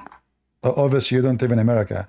In America, there's a company. It's called U-Haul for trucks. You rent a truck, but the name fit perfectly. It's a U-Haul, like just push anything in the hole and pay money. So, but is it rental or not? No, because imagine you're in a society where like these men are going and just like doing all sorts of things. Sorry, sleeping guys. with all sorts I of put women. sorry, Sage. Guys, I apologize by mistake. I put the picture of my future wife in the on the screen. I don't mean so. Wife, forgive me. You know. Now everybody see now your ass. Look, your shit in your butt. I can see it. You know, at least what you ate. You ate my hamburger. I can see everything now. Anyway, Alhamdulillah, Muhammad, Prophet Muhammad. Women now, they cannot hide anything from us. Even their shit, we can see it. Look, Sage, look. This is your Muslim website. Explain to us that muta is nothing but rental. It is rental. What the word is mustajara. Can you read for us what it says here? Let me see if I can zoom in. In some work, special term is applied to women participate in muta, mustajara, or rented women. Muta is considered as a kind of rental because the general mere basic aim of this kind of marriage, they call it marriage, is a sexual enjoyment of the women. And in return of this enjoyment, women receive certain amount of money or property. So what do you think, Sage? I think that it is so much better than what we see now, right? I'm sure what was happening back then. People just using women, disposing of them. They don't have any rights. They don't gain anything out of this. So yeah, this gives them it's not the same as marriage, but there's an element of like, okay, you're not just going to be completely used and it's only one way. What does that mean? The women here, she don't inherit if the husband die. Nothing. There's nothing. That's the money. What are you talking about?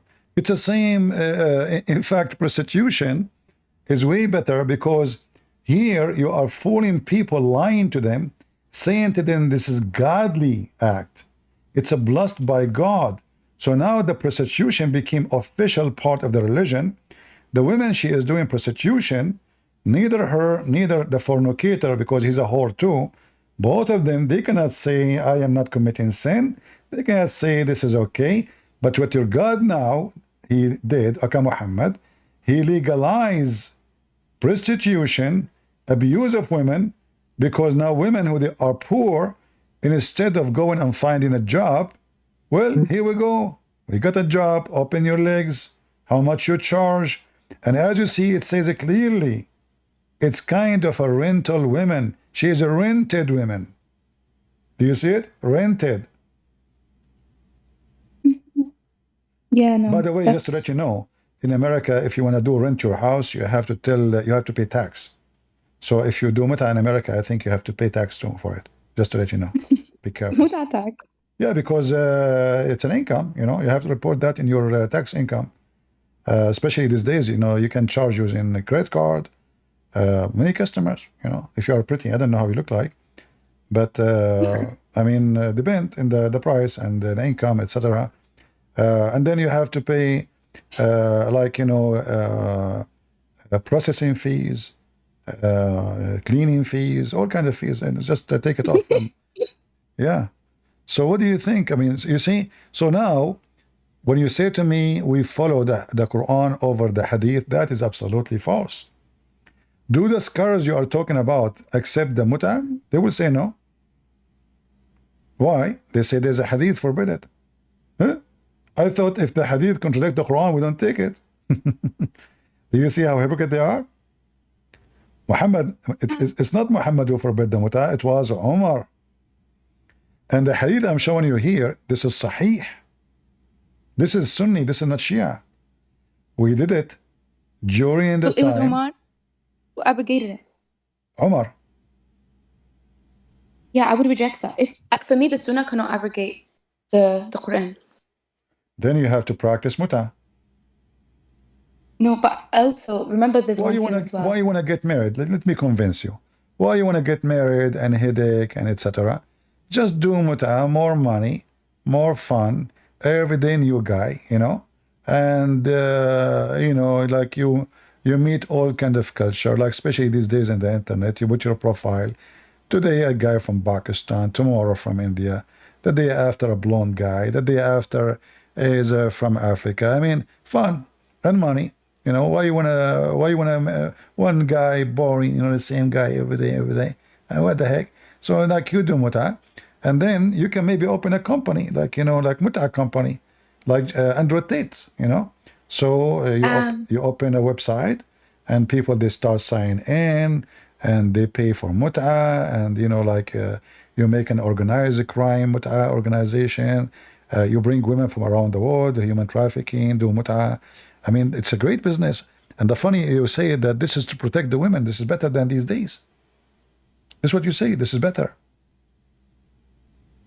It's better than just letting men sleep with whoever and force themselves into whoever. Like, but at the same time, I'll tell you one thing.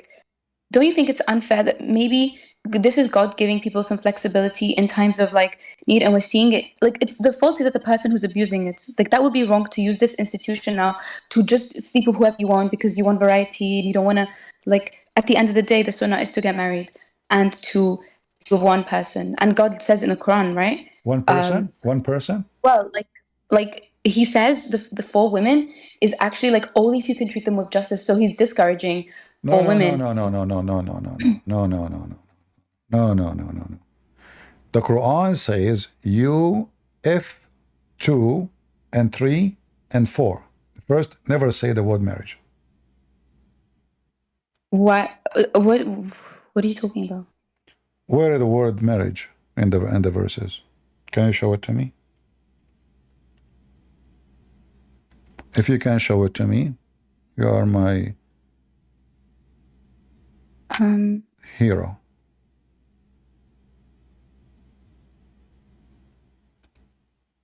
Where is the word marriage? You are reading translation. You said you know Arabic. Well, I know a different dialect, so it's. I'll just see where if I can find it. Isn't it? It says fankahu. Thank you. Yeah. Nikah. Okay. Essentially. Is nikah a word mean marriage? Functionally, it's like like when you legalize sexual relations, I believe. So nikah does not mean to F? In a legal way, right? So to F in legal way. So marriage. No, you see, I'm saying the word if, not marriage. There's a word for marriage. You can have different words for the same thing, right? Like, Huh? it doesn't have to just be the only. Like, for example, wed and marry mean the same thing. No. I'm talking about the word nikah. The verse, you said to me, you go by the Quran. Okay. Where in this verse it says, go and marry You said the first one. This is false. It says go and if 2 and 3 and 4. It doesn't say 4. Where is the word 4? I mean, as a total. 2 and 3 and 4. The total is 9. Four. Oh wait. Uh-huh. Are you saying it's you? There's no limit? Is that what you're saying? No, it says 9. It says 9. 2 and 3 and 4.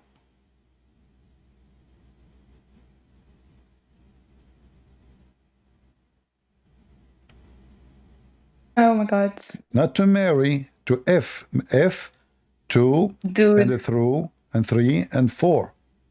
There's no or. You see, the Muslim translation, they lie. And you know Arabic, you say it. So do you see the word or in the verse anywhere? Can you show it to me? Wow. It says وَثَلَاثَ وَأَرْبَعَ. Yeah, you're right. There's no or. There's no or. They lie. Here they said or. That's false. So if the Muslims go by the Quran, well, the Quran never say or, it says and. So go and if 2 and 3 and 4. How we can prove that the word if anyway is what Muhammad he used. Muhammad he said in case of women, they are having their period, your wife. When she have her period, do with her everything except the nikah. So is nikah a word mean marriage? You are married to her already. Do with her everything except nikah. Do you see it? Yeah. But is that what he used? Yeah, it's in front of you. اصنعوا كل شيء إلا النكاح. You see it? I think it's probably because the intercourse was what, like, when you consummate the marriage, right? That's what makes it a marriage. So No. You see, in Islam, there's nothing that's called marriage. You know, it's just those are savage, trashy people. They, women are just for fun. This what marriage? And you can be cooking your meal for your husband. He send you a text message. You have to be out in 5 minutes. What marriage? There's no marriage in Islam. Women is just to be used and abused. The man he hire you for a job. The job can be very short, like the muta. Or it can be open contract until he decides his majesty to get rid of you. This is not marriage. Marriage is when the women and the man, they decide to make a family and to be united under the blessing of God. That's why in Christianity, marriage is real. You don't get married tomorrow and the day after you, bye-bye, I don't want you, unless you don't go and care and you are not a Christian. So marriage is real, and marriage is not a sexual contract. It's a family, establishment of a family by the blessing of the Lord. This is why the Bible says that the man leave his parents when he get married, and he become echad with the women. Echad, which means one. So the wife and the husband, they become one. And the Bible says it clearly that what is united by God cannot be separated by man. So this unity is forever. In Islam, it's just sex. The woman, she is just a sex toy. We use her, we abuse her. She get older, we interchange her. Get a new one. As long as you have money, who care? Usually, men who don't get married from many women in Islam because they can't afford it. In fact, you yourself, you said to me, if you cannot be just, only one, correct? yeah. Okay. Isn't it the same chapter that says no man can be just? So it's saying Huh? it's better to not have. I think it's discouraging, if anything. No. Just to show you how stupid the Quran. If the Quran says no man can be just to his wives, and then the Quran says go and if 2 and 3 and 4, and if you cannot be just, then only one. Okay. But you just confirm that nobody can be just. So what the point? Probably God, in a wise way, almost making it an obsolete, almost abrogating it internally. So the Quran abrogating it or the Quran contradicting it? Well, the Quran was revealed in a progressive way. So I don't know if this verse came after in the revelation order or before it. So why Muslims, they are following The first one, not the second one. The second one would naturally abrogate the first one if it came after. No, wrong. You see, in the Quran, there's many verses. They abrogate the verse came after. This is a stupid religion. But anyway, you see, this chapter is called the chapter of the women, right? Okay. Do you see what it says here? Marry them. Yeah. What is this?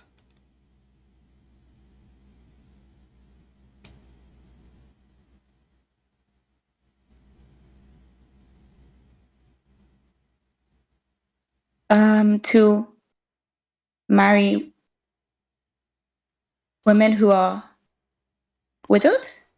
Oh, No, and help them. No. The orphans. Read carefully. Yeah, the orphans. No. See Wait, here, what? you are reading stupid translation. Hold on. So here, if you like to F women, Yeah, to marry them, and Mustad, that means like the weak people, right? Or boys. Ooh. No, well then, like it doesn't mean boys. What? Like wulad, it's like children. No, wildan mean boys. In my dialect, it can refer to like as a collective. What dialect is yours? Moroccan. In Moroccan, wildan mean girls? Well, when you say it in that way, like wulad, like in a collective way, it just means all genders. No, wildan mean boys. So if you desire to F those women and the boys who they are weak, Muslim they F boys who they are weak. If you go and read the interpretation and the translation, you will see they give it totally new, different meaning. Why? Because they are trying to fabricate what it says. If you read with me here, the translation, it says, Allah give you a ruling about them, and so does what is stated to you in the book about widowed women, from whom you withhold, But does it say widowed in the Arabic?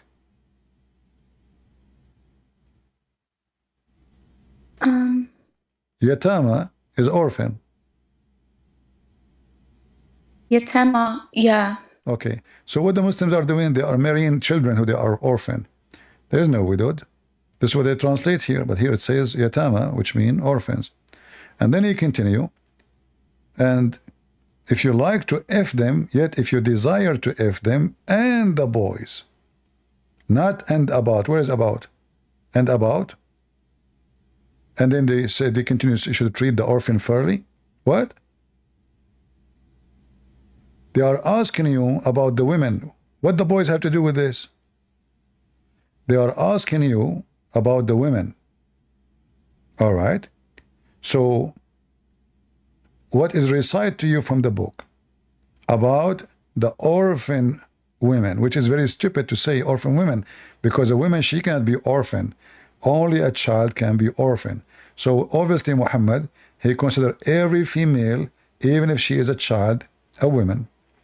And then he says, and those who you don't pay them what you should pay them, you desire to F them. And do you understand what it says? What is this? You don't pay them what you should pay them, yet you desire to marry them? What? What a stupid book.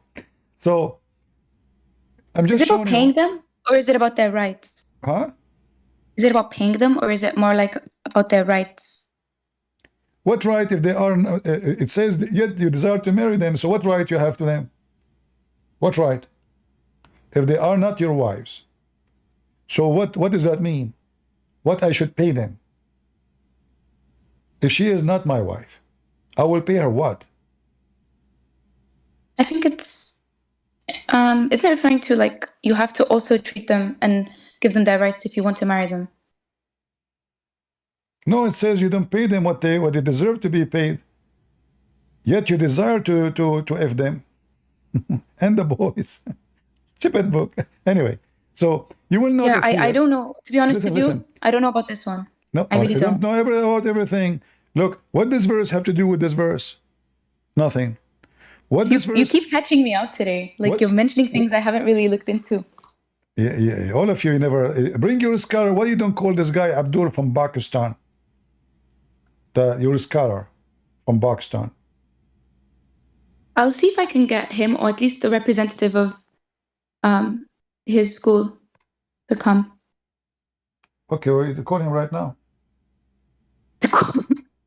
Yeah, why not? I mean, what he's doing nikah now? Come on. I don't know. He's maybe actually doing hiding. nikah. I mean, this is Islam. I mean, they are busy doing nikah with the orphans.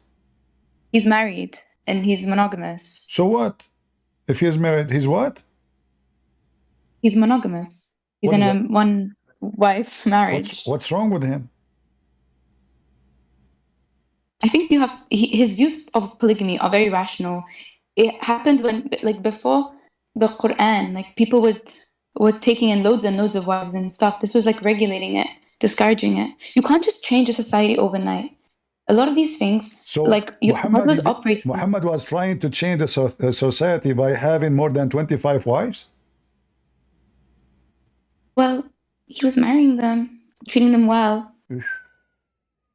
Also, he has his own like rights when it comes to marriage because he has other obligations. Ah, He can't divorce. he have obligation, Right. too much work, so he have to F a lot.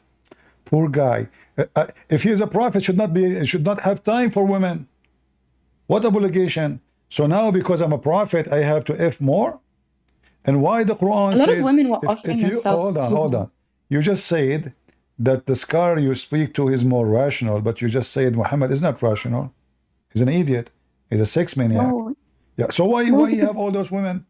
And why is Muhammad is above the Quran? so it's because the scholar is referring to our current contemporary society. It doesn't only work. It only works polygamy in a society where, like, the men are in fact the breadwinners. We don't have women working, and they need men. Or like there's war and there is like an excess of women and less men. But now it's fine because women can fend for themselves. They don't need a man to support them. So if we have less women and more men, can the women marry for husbands?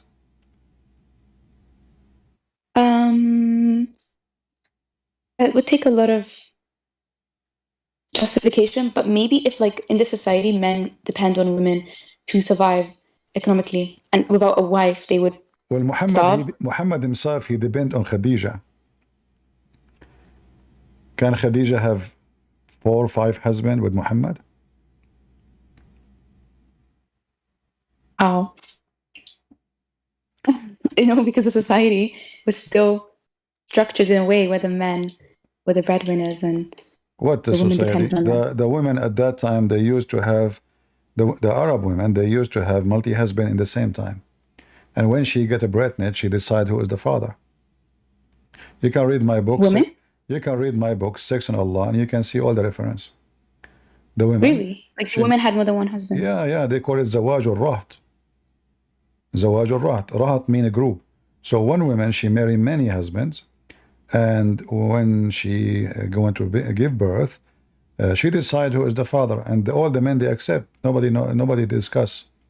Whoever she choose, he is the father. So the Arab before Islam, they used to do this. After Islam, the society transformed to be the society of men over women.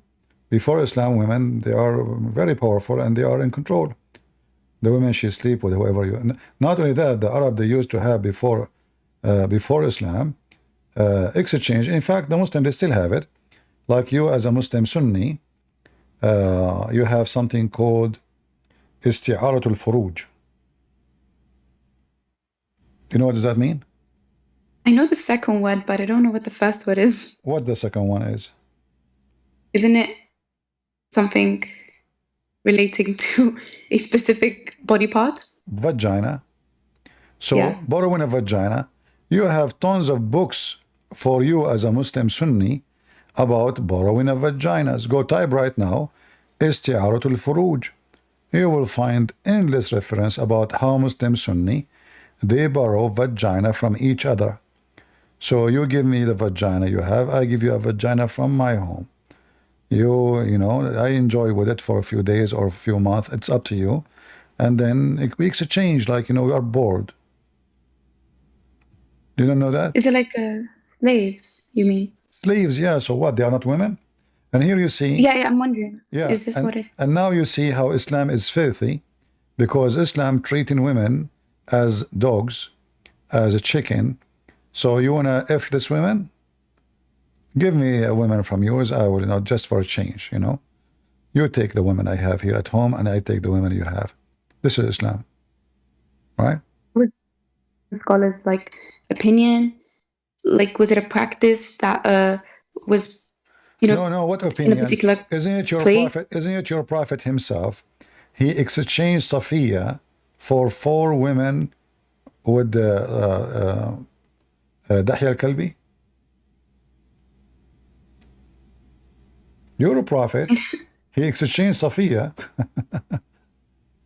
who is supposedly his wife later become, for 4 women. He said to Dahya, go and get 4 women and give me Safiya. Your prophet, he practiced this.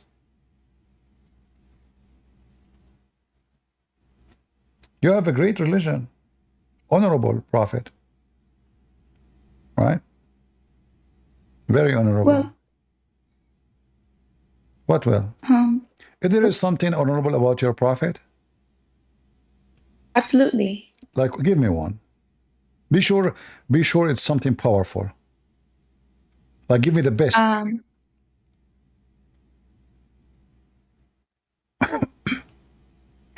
The best would probably be, yeah, he eliminated the institution of female infant burial. I think that's the classic. And he gave women rights. I know it's not the same rights Let now. us We look start with back. the I think first one. Where do you get the first lie from? Quran, and also it's something that is attested to everywhere, right? Like in Hadith, in the That is Sirah. hold in- on.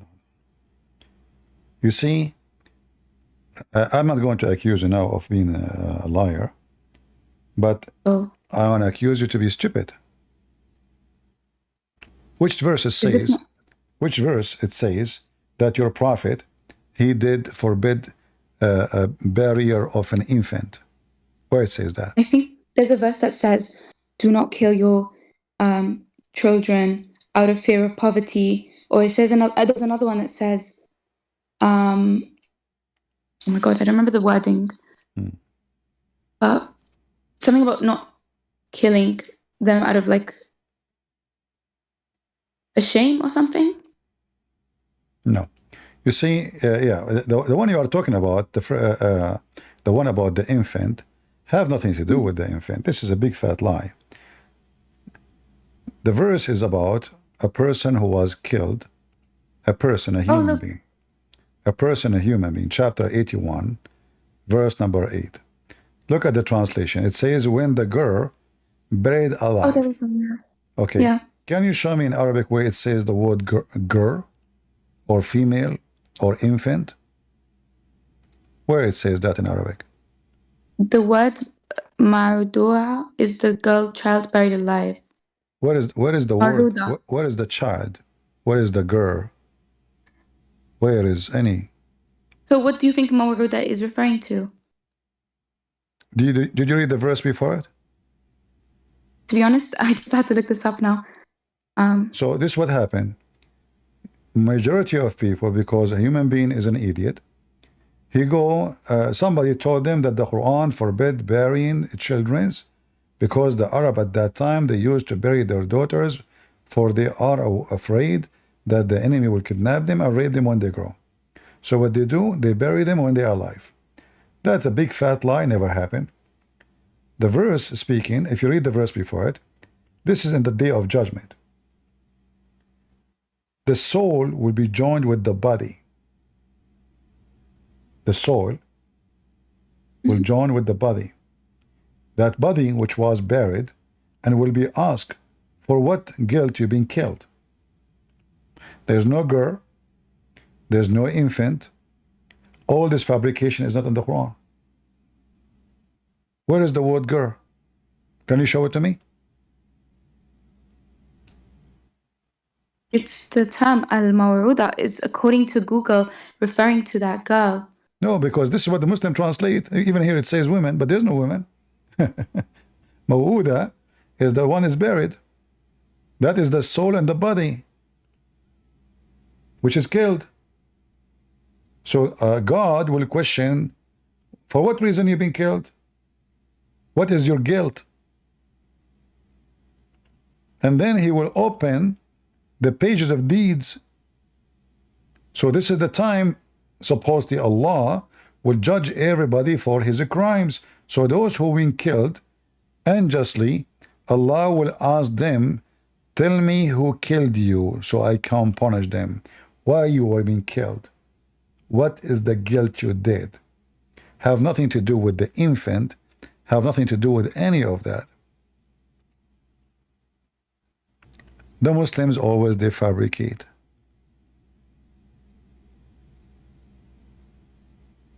It's about how the people at the time would have understood this. So No, if this has been at that time, nobody. And you see, the funny is, when I say to you, like we should go back to the older scholars, you say to me, we should go to the modern scholars. Now you are switching back reverse. Correct, guys? We have to go and check at that time, have they understood it? But when you call me in the beginning, you want me to go back, forget about the older scholars because they are idiot, you know? Yeah, I mean, it's a shish kebab religion, hummus. You know, yeah, it's hummus, yeah. Same time, if Muhammad, he cared really about killing, I mean, this guy, he used to kill people every day. He slaughtered people every day. One of the wives of Muhammad, she accused her slave girl, black slave girl, that she did black magic for her. With no proof, she killed her. She said, kill her. the wife of Muhammad. Yeah, the wife of your prophet, yeah. Yeah, I mean, Is that true? I don't know about this, but if it did happen, was there no accountability for it? Like, were they condemning her for it in the hadith, or was it completely fine? Who is going to condemn him? I mean, it's impossible. Who dare? They just, nobody even question, you know, just bring her. She is just a chicken, you know, bring her and slaughter her. What? Remember, these people are fallible. Like, the wives of the prophets were very fallible. They made loads of mistakes. They had issues. Still, they have authority to kill, as you see. Here we go. This is الاستذكار الجامع لمذاهب الفقهاء والأمصار etc. Page number 237, volume number 225, and this is the hadith I will translate.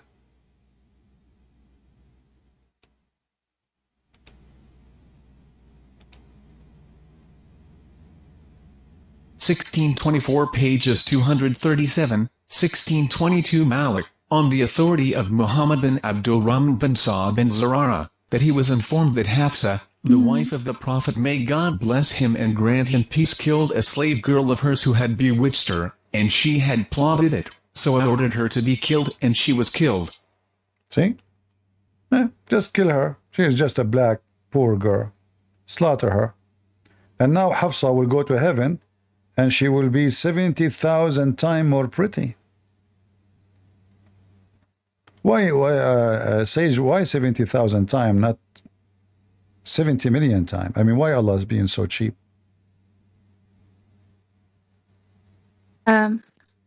It's not literal, so let's just not literal. quantify it. Just dunya.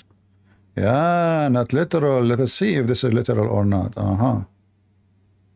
Ibn Anam, on the authority of Ibn Abi Jabla, said, the human women, those of them who enter paradise, will be preferred over the fair-eyed women because of what they did in this world. It was narrated with a chain of transmission traceable back to the Prophet that human beings are 70,000 times better than the virgins.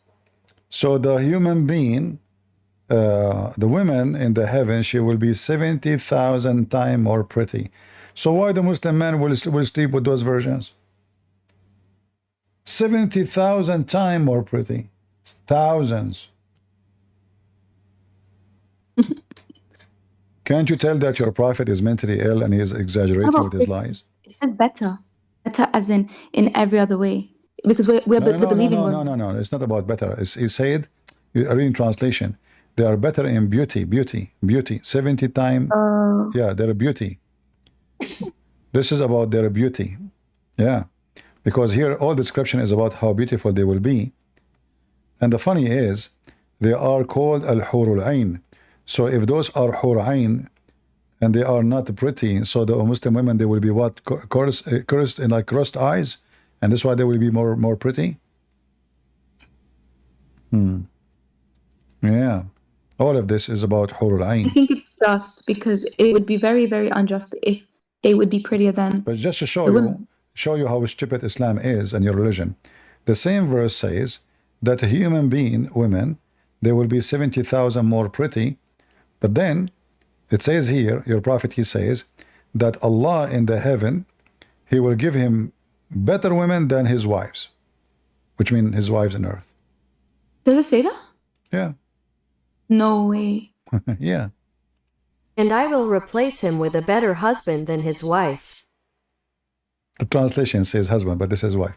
So Allah, in heaven, the same page, one it says that the women, she will be 70,000 times better than the hur, and just one line underneath it says, the hur will be better than the wife in the earth.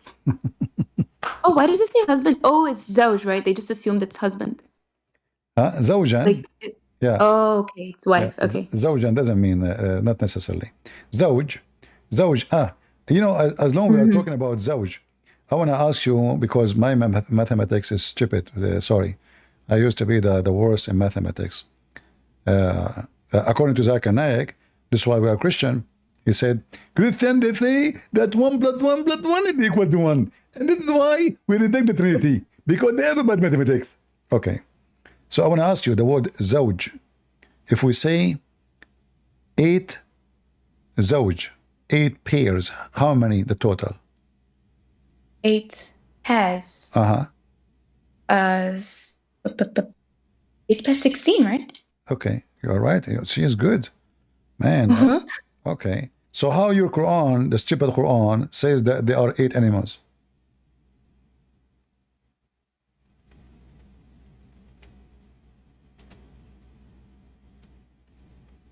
Hmm? 8 pairs is 16. I agree with you. Read. Chapter 6, which means chapter of the animal, An'am. 8 pairs, count with me, of the sheep, 1 male, 8 pairs of the sheep, which mean male and female. Okay. And 2 goats, correct? But the total now 4, correct? Yeah. All right. Verse after it, he continue counting. And 2 camels. What the total? 6. And 2 oxen. What the total now? 8. So what is the 16 pairs? Where is the 16 Is animals? it saying 2 of each? Like, No, it says 8 pairs. 8 pairs. yeah. You're right. 6, 1, 4, 3. It's about it's about analyzing the Arabic though, because the translation. Let me help you. It's metaphorical. That's what. Just let it go.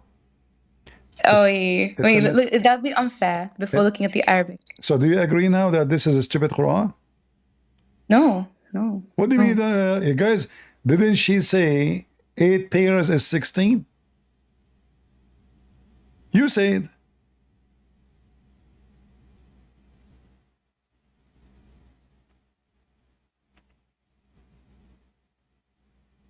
Hello? Hey, I'm looking it up. What looking it up? Even this one you need to look it up. I asked you 8 pairs, how many they are? You said 16. Correct answer.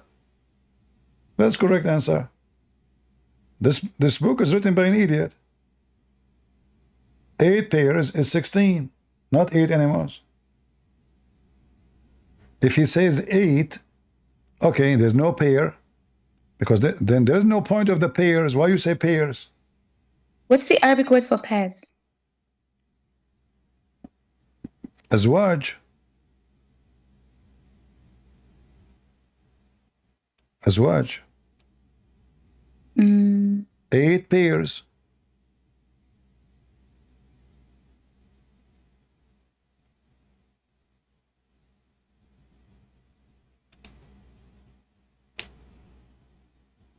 Yeah. Yeah, what? Come on, say metaphorical things.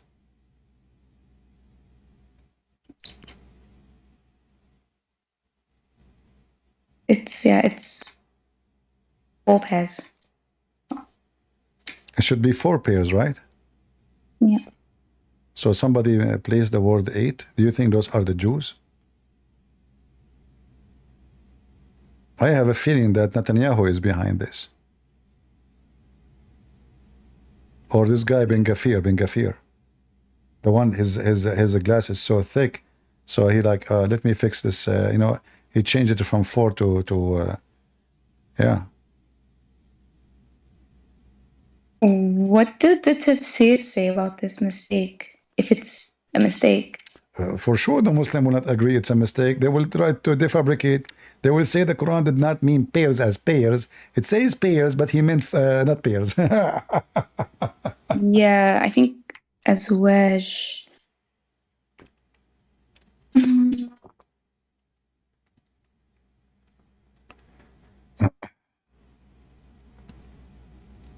Maybe some other Muslim in the audience knows about this. There And is other Muslim in the audience want to help Sage because she is under siege now. Abdul Aziz is here. Abdul Aziz. Abdul Aziz is a sheikh. Look at this. You have a beard. From Senegal, maybe. Go ahead, Abdul Aziz. Assalamu alaikum, brothers.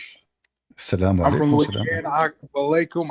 I wasn't speaking to you. I was speaking to Sage. I'm from Louisiana. I reverted to Al-Islam around. You refer to Al-Islam? Correct. Okay. Why you refer to Al-Islam? Because I saw Christianity as a fake religion. Ah, okay. Why Islam is good and Christianity is fake? Tell me. I'm learning from you. Well, I was believing one God, and I saw that there were many contradictions in the Bible. So I have to say that the only true religion is Al-Islam. Amen. Hallelujah. Are you using this voice changer? No, that's my actual voice. I have a bit of a stutter. All right. So listen. So you are saying to me if there is a contradiction, you will leave the religion? If you show me even one contradiction in the Quran, I'll leave Islam. Okay. Well, I just showed here this lady. The Quran says 8 pairs. 8 pairs. Let me see how good you are in mathematics. 8 pairs is 16 animals. What'd you say? Is So I'm eight- sitting down on my computer. I'm trying to load up. I'm trying to load up my screen share. Is 8 pairs 16 animals? 8 pairs of what? Animals. 8 pairs of 2 would be 16. 8 pairs of animals. Are they 16? No. They are what? 8 pairs of what? Of 2? Of animals. I told you of animals. 8 pairs of animals. 8 times 2 would be 16. Okay, 16. So why the stupid Quran says there are 8?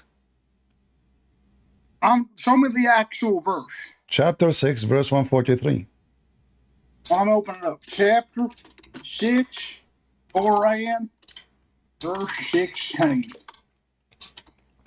Chapter All right, 6, I'm ready. verse number 140. Sorry. Man, you Chapter crap 16. Sorry. animal. Chapter 16. Hold on, my friend. I give it the wrong. Hold on. Chapter 6, verse 143. Chapter 6, verse 143. Chapter 6, 143. Let me open it up. Here. All right. Famana Yada, Azwazine, Mina, Edani, Ethanani, Wamina, Azini, If Yani, Kul, El Hakarani, Harama Ami, Ulthani, Ama, is now. I get to. Troll. Stupid. I mean, I don't know what. Some people are really stupid. You know. Do you think you're being smart now? You're just being a donkey. Hey, Sage, how are you doing? I was just looking up the explanation. There's someone else in the audience with their hand up. I'm Again? assuming maybe they have the answer. Again? Who is the one in the It The says audience. Mo something. His name is Mo? This guy is making fun of Muhammad. What are you talking about? His name is Mo. Mo is Mo.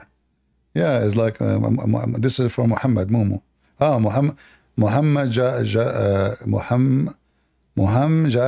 Jalua. Go ahead, Muhammad Jalua. How you doing, CP? I'm fine. You're a Muslim, No. so why you are here? All right, I was just listening. all right, no problem. Sage, why you don't call the Sheikh immediately? Let's solve this issue. Yeah. Call him. You can call him And now. the time is a bit bad, but I But you said I can't you call. have a group of sheikhs. I mean, they are all over the world, right? I have a few like on WhatsApp. I can message them. Hmm. I can't call them. Like No that would be problem. too intrusive. Yeah. The wives will get jealous. She will kill them. You know, those Muslim women, they are aggressive, and especially if they have especially if they have big butt. By the way, is it true that your prophet he promised you in heaven that you will have 1 mile butt? No, what? 1 mile butt. Your butt will be 1 mile. No, no. What do you mean? This No? is not. This What? is not from the Prophet. The stuff is not from the Prophet. Anything about butt have to be from the prophet. He is a butt specialist. What are you talking about? Let me show you the hadith. And why not? I mean, you will like it. Are you against big butt? I think mixing religion with this kind of stuff is just it shows how it's clearly like from people worshipping their desires. Ah, Just this is not Muhammad. It's the people, you know, the people. This is not the people, you know. This is not Muhammad. This is, yeah. I've never heard of this. Why would my God give me a BBL? Like Well, the bigger the better. Size, don't you hear they say size does matter? it's heaven. Like these worldly things won't exist. The superficiality of the dunya won't exist. Well, so how come you did not complain about the number? You complain about the size. If it's heaven and those sexuality, and you just said sexuality, always those people, but the Quran talk about a whore. He did not talk about one. The Quran talk about their vagina. Don't talk about they are going to love you. There's no love. Let us find you the hadith about the big butt. In fact, this is the only reason. If I convert to Islam one day, I might convert because I love big butt. You know, because like you know, if my wife she have a 1 mile butt, and I have a fight with the army of Erdogan, I can make her have cold. You know, like sleep without covering herself. She will have a lot of gas. The army, come to us. You know that methadone is a flammable, right?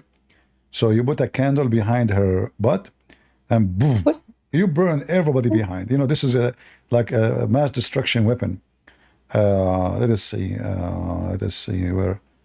All right. Dude, like this is not Islamic. We've never heard of this. We never taught this.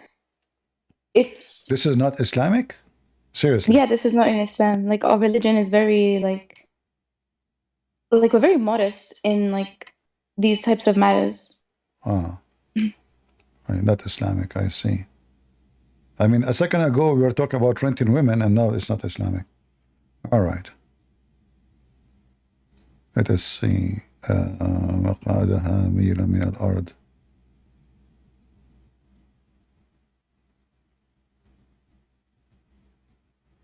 I'm just trying to find you the hadith about the butt size. Like, I've looked up hadith that are problematic. I've never heard of this. Yeah, you will hear more. I mean, everything I'm saying to you, you say I never heard more. Okay. Let us see if we can find it. It should be here in English, actually.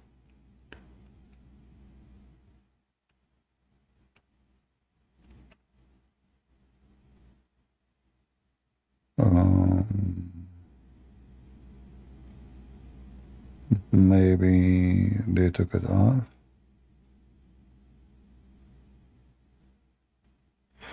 Well, if it's not here, we can find it in different place. No worry. Let us see. We can go to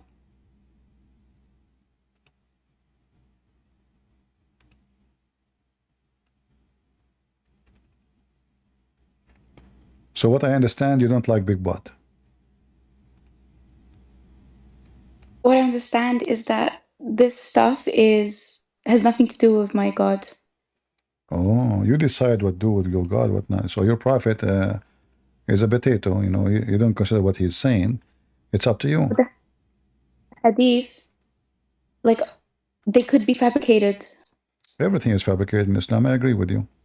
You see it here in red. It says, وَإِنَّ الْوَاحِدَ مِنْهُنْ لِيَأْخُذَ مَقْعَدَهَا قَدْرُ مِيلٍ مِنَ الْأَرْضِ.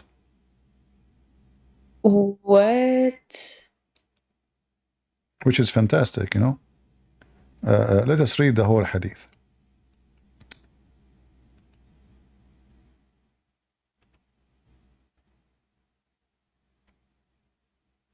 He is the lowest in status to the people of paradise. He has 7 levels, and he is on the 6th, and above him is the 7th. He has 300 servants, and he receives lunch and breaks every day with 300 sheets. I do not know him except that he said, of gold, and each one page has a color that is not on the other, and it is as delicious as the beginning. He enjoys the end of it, and he says, O Lord! O Lord! If you had given me permission, I would have fed the people of paradise and given them drink, and nothing would have been diminished from what I have. And among the beautiful virgins, he has 72 wives besides his wives in this world, and the size of one of them takes her seat as much as a mile from the earth. Her seat, her ass, is 1 mile. You see it? This is all about paradise. At least you will have something, you know. I mean, at least I'm happy for you. Guys, say graduation for Sage. Her butt will be 1 mile, you know. What? I mean, why you are laughing? I mean, we are happy for you. Don't forget to take a picture. Do you promise us to take a picture and post it in Facebook? Because we want to see, you know. I mean, just wear a skirt. Don't worry. It's not haram, you know. Anyway, in heaven, there's nothing is haram. Nothing is haram. So you can show it. 1 mile butt, better than... by the way, why 1 mile? Why not 72 mile? I mean, your God is cheap. You know? Dude. What about Where is this coming from? This is like a week. You're a prophet. You're a prophet. No, this is not weak. What about the hadith about the man private part will be 1 mile? Sorry, not 1 mile. Endless.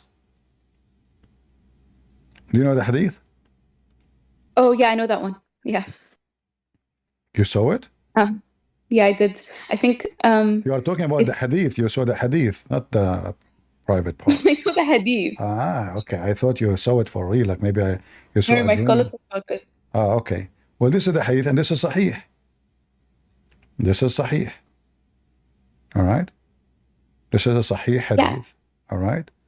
And this is Kitabun Nikah, the book of effing. Look, even the book name is the book of effing. So your prophet, he says, each one of you in heaven will have a penis which is like an endless palm tree and a vagina fit for that. You see it? And this is the Muslim translation for this.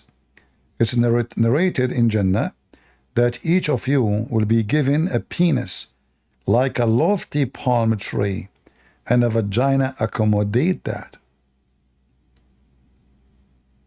So look, 1 mile butt, endless penis, a vagina fit for that. I mean, how the vagina will accommodate that if the butt is only 1 mile? Just think about it. Excuse my language. He put his private part in order for the vagina to accommodate that, because this penis is endless. That means the women's body have to be endless too. It's going to be funny that her vagina only extending out. So like she have Do you it see too. why? I don't know about this because we don't talk about this because this is not important to us in our religion. We think about modest things. It's We not don't think about these It's things. not important. Is it up to you? So why your prophet, why your Quran promised new sex and etc. if it's not important? And this is the hadith. Open it.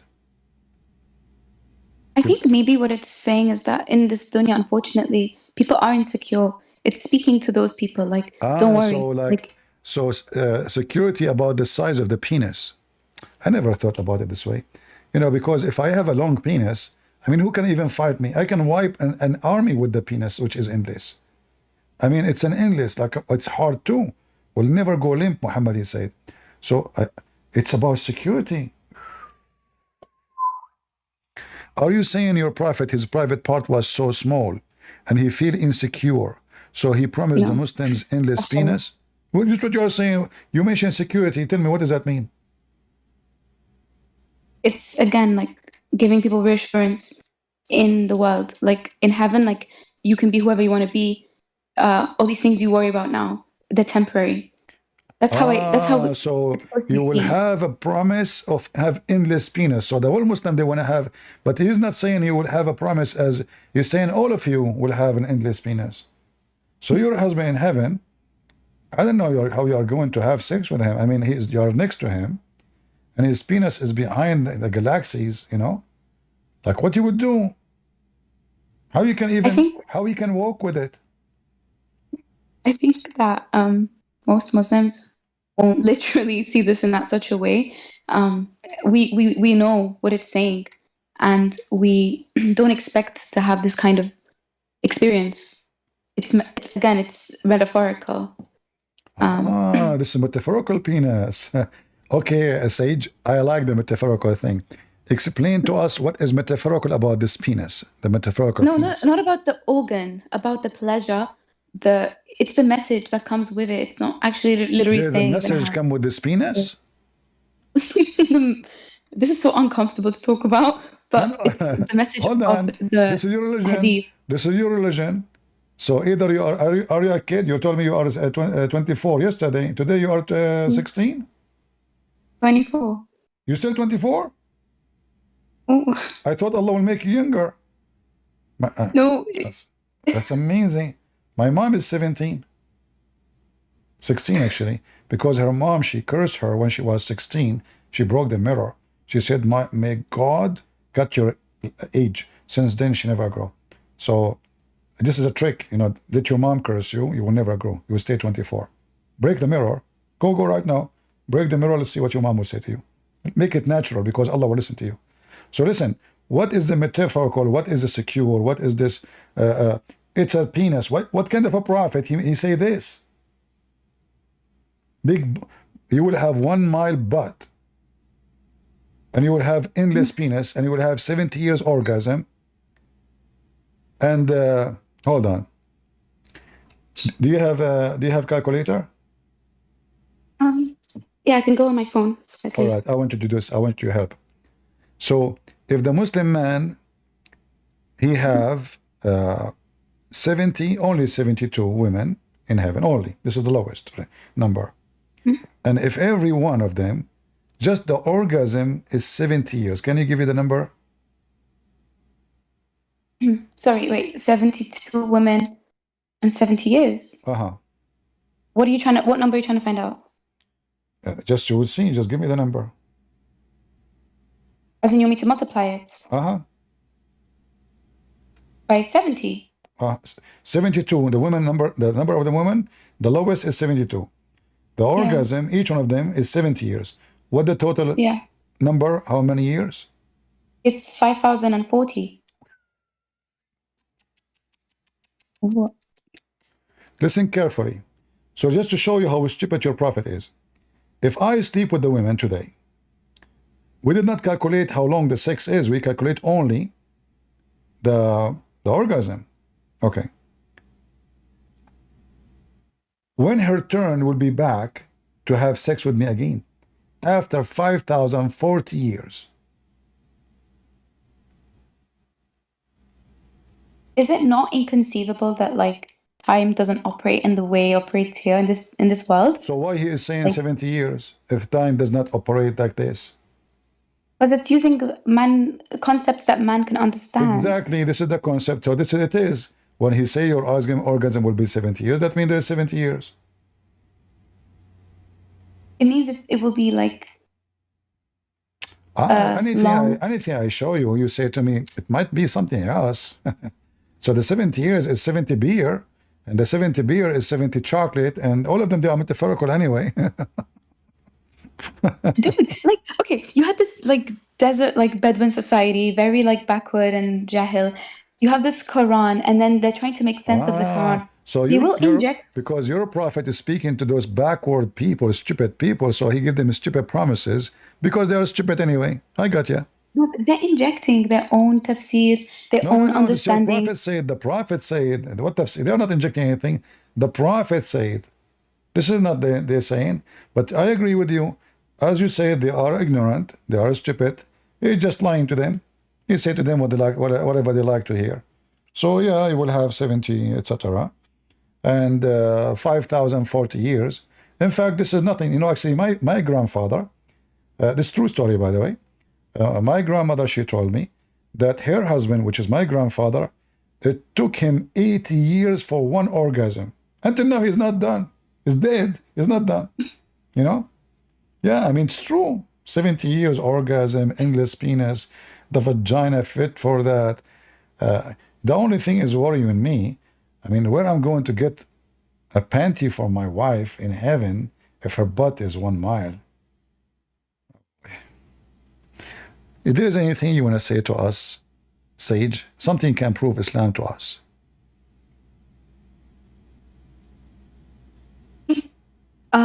Yeah, I mean, the Quran has been preserved. The Quran Almost has been perfectly. preserved. Are you sure? I would say so. Yeah, it's I would say metaphorically. What? it's been preserved. Like historians agree. Okay. Read with me this. Can you give me the verses about the breastfeeding for adult? No, because yeah, that was a Because yeah, what? What? that was a okay. So that thing, that issue is the hadith, that thing? What thing? adult breastfeeding. What? It was a mistaken kind of tradition. Like it's not in the Quran. It was tradition that Muslim men they order their wives to give their breast to the neighbor. So Can we be because neighbors? Can we be neighbors, Sage? that was the mistake. What mistake? Your when you prophet says breastfeed- your prophet he command the women. They never did that. Even the women, she said to Muhammad, "How I can suckle him, and he is a growing man." If this is something normal, the Muslim they do, the Arab they do, she will not be surprised. Yeah, so this used to bother me. This was one of the things that got me into this topic a little bit, like hadith and how reliable they are. And yeah, I would say that this actually is evidence that hadith are subject to fabrication and human But this is fallibility. extremely authentic. I mean, anything is authentic is subject to fabrication. So when we say Islam is a joke, Islam is a joke. And the hadith not only say this, the hadith says that this was a verse. Read carefully. The verse of stoning and breastfeeding an adult 10 times was revealed. Does it say that? Okay. So this was Quran. Okay, what is the verse of stoning? There's no verse of stoning. Where it goes? It was, if such a practice ever existed, it was abrogated before the Prophet died. If it's abrogated, why you take it from the Quran? Um. And how Oh, look, it's it actually and said how it's abrogated? Where it's abrogated? Where you get this from?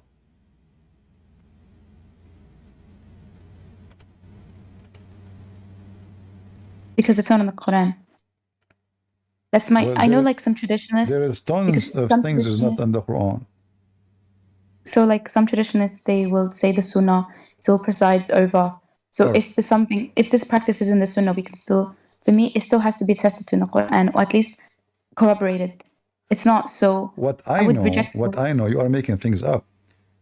First, you even the one you call them scholars, they have to agree that yes, those verses were there, and the goat ate it, and no abrogation for them. There's no abrogation. Show me where it says abrogation. And until now, actually, this goat is wanted. You know, Muslims. This goat. I mean, I assume that this goat is a Jewish goat. And the funny is, the Quran was under the pillow of Aisha or the bed of Aisha. The goat she go when Muhammad is dead to the room. She flipped the Prophet because he's in the top of the bed. She flipped him. And then she grabbed the Quran. And then imagine she is very selective. She did not eat the whole book. She ate certain pages. The verse is about stoning to death and about breastfeeding for adult. I mean, can you believe it? How filthy she is. Obviously, she was sent by the Mossad. Seriously. Otherwise, how you explain to me that certain verses only and missing? I mean, those goats, they eat anything. They eat plastic, they eat papers, they eat anything. So how come she did not eat the whole book? Kristen, I think most rational Muslims would accept that this was them trying to explain why this practice that was happening in the tradition, or at least is in the tradition, isn't in the book. So they come up with all these funky stories. Ultimately, No. First of all, there's tons of reference and tons of videos you can watch them made by Muslims agreeing that the breastfeeding for adult, even the Mufti of the Azhar University, you can search right now, breastfeeding for adult fatwa. Search it. The big sheikh of Al-Azhar, he says, yes, this is what the Prophet said. You know, it's true. This is a very authentic. you had to say that because it's sahih in traditional hadith science terms. So the Muslim scholars for the last 1400 years, they say it's authentic, and now you came just because Allah, he promised you a big butt in the heaven, you put your butt on it and you wipe it? No, I searched up the historians who agree with me. Historian agree with you. Give me their names. Yeah, okay. There's a recent book that came out a few months ago. There's a historian that wrote about this recently, and the stoning and the adult breastfeeding verses. What? I think his name is Saifuddin Kara. Saifuddin Karo? Kara, yeah. Kara. Oh. And how Saifuddin Kara, he found that this is not true? He, instead of hadith sciences, there's a new methodology that he uses, There's a and new other historians use. methodology. New. And A the more new accurate methodology. But don't you think I can now make my own method to make everything invalid, anything, because it's my own. You see, when those fools, they make such a thing, they are laughable. Why? Because you cannot come with your own. For what happened in the time of Muhammad, according to Muslims, is very much preserved. It's you say to me, the Quran is preserved. So the Quran is preserved by what? By who? Yeah, by obviously you have people memorizing, reciting it, and passing it down generationally. All right. Okay. How you can check that those people, they memorize the Quran and it's authentic? You have manuscripts that corroborate. We have 0 manuscript of the Quran, not a single page. With the Birmingham one. Even Birmingham is not from the Quran of Uthman. Nobody knows where it's coming from. And not only that, the one in Birmingham is just a page. It doesn't fit with the Quran today, and it's only the leather is dated about 60 years before Muhammad. So it cannot be even from you know, either this is Muhammad was copying from somebody else, because it cannot be 60 years before Muhammad, and it's Quran. So either Muhammad was copying from other book, and this is what it was, and where is the rest of the book anyway? One page, and it doesn't fit with the Quran today. What about the Quran of Samarkand? What about the Quran of Yemen? There's many, but they are different. In fact, let me show you.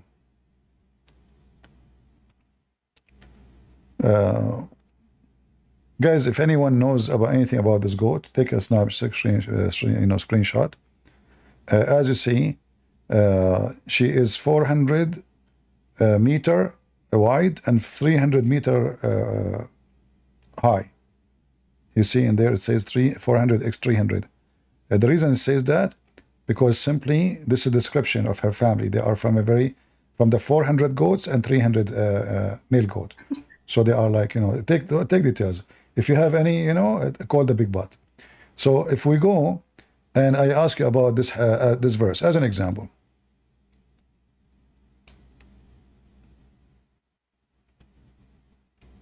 Do you know anything about the sun? And like, did you study in NASA like me?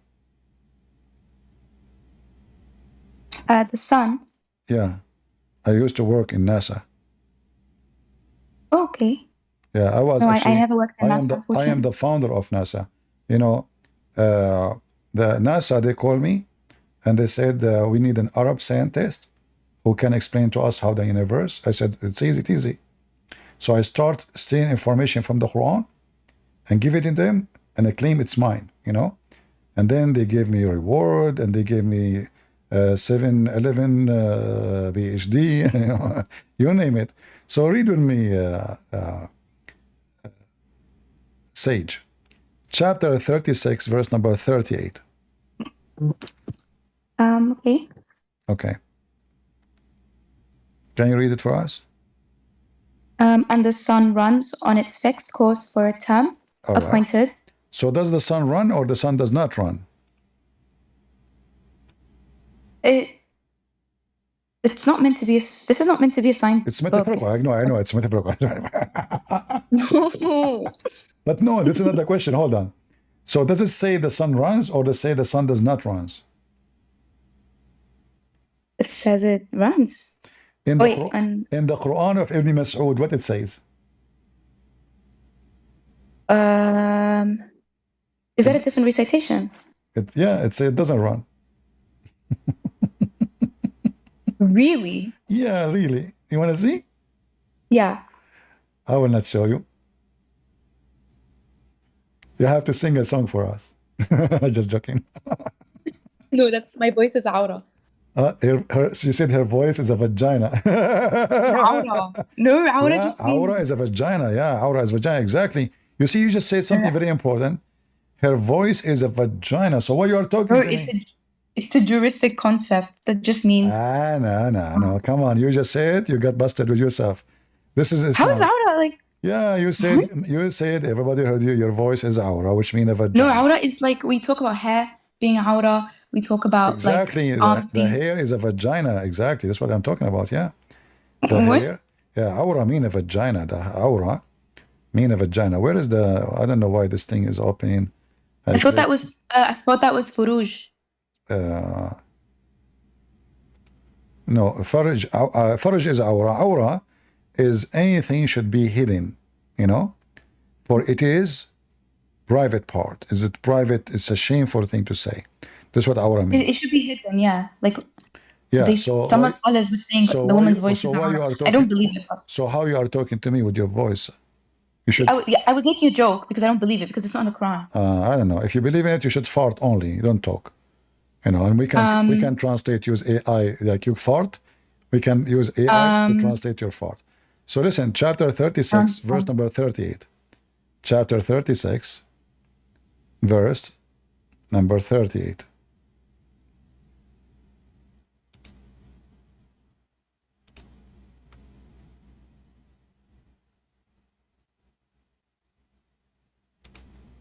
You see my screen? Yeah. All right. So this is Ibn Kathir, and he is quoting the two Quran. وَالشَّمْسُ تَجْرِي لِمُسْتَقَرٍ لَهَا. And the sun runs to its fixed course. You see it? Mhm. All right. We go down a little bit. This is the first reading.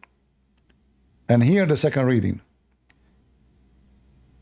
Ibn Abbas, may Allah bless him, and Ibn Mas'ud recited the verse as the following. وَالشَّمْسُ تَجْرِي لَهَا مُسْتَقَرَّ لَهَا. And the sun runs with no fixed course. Do you see it? No fixed course. The first one have a fixed course. مستقر لها. Here لا مستقر لها. Which Quran is the correct one? Runs with a fixed course. This is a contradiction. Both are Quran, but Quran Ibn Mas'ud is different from Quran of Hafs, or the most popular. You have many Quran. This is not only different reading. This is totally the opposite. One says it run to a fixed course, and the other one says it run to no fixed course. So for some of the qira'at differences that I've seen in the past, you can usually see how it's not necessarily like black or white, like contradictory, but it adds layers to understanding the thing. But for this thing,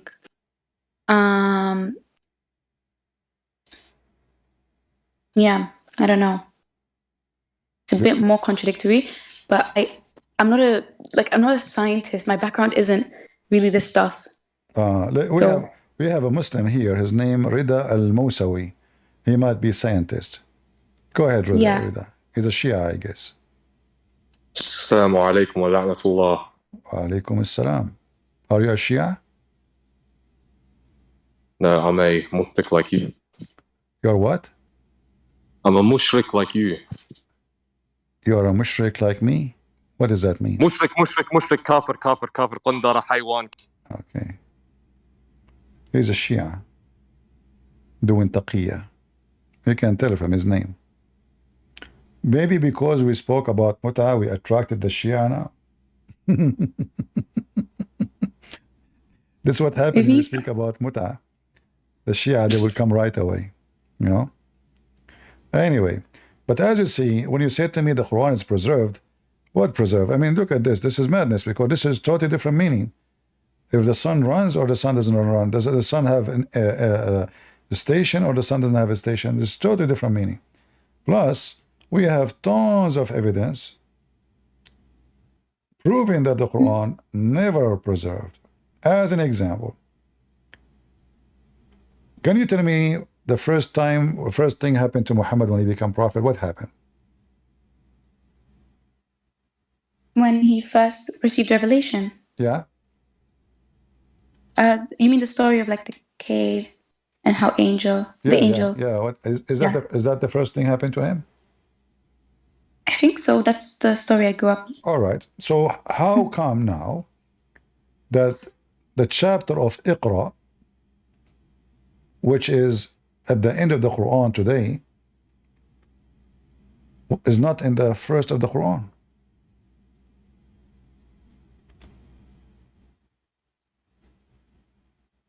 It's not the beginning of the Quran.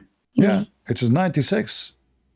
But according to you, this is the first chapter he received. Mm-hmm. Remember, you say the Quran is preserved. Is that how you preserve the Quran? You play with the locations? If Allah gave it to him, number one, how you Muslim put it at the end of the Quran?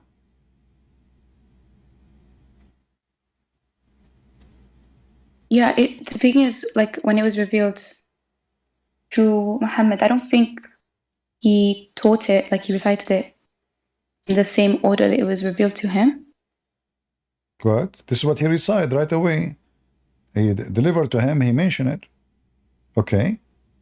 And this is how you know that this is the first one. All right.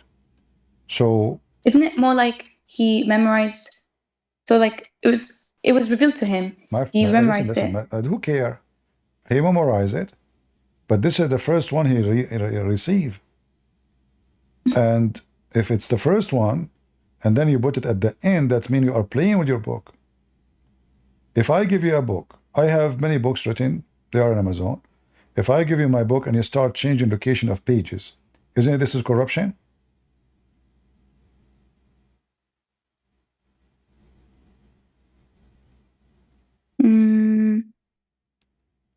I'm not sure. I will help you. Maybe because, you know, we mentioned to you that Allah will give you a big butt. You are not able to focus since then. Listen carefully.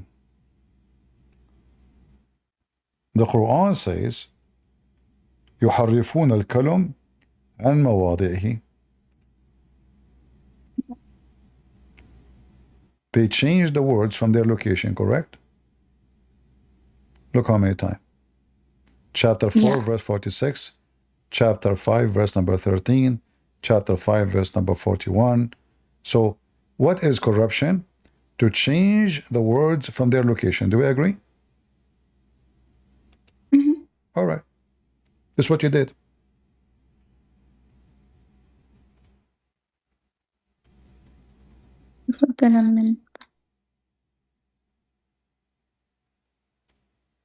Wait, no.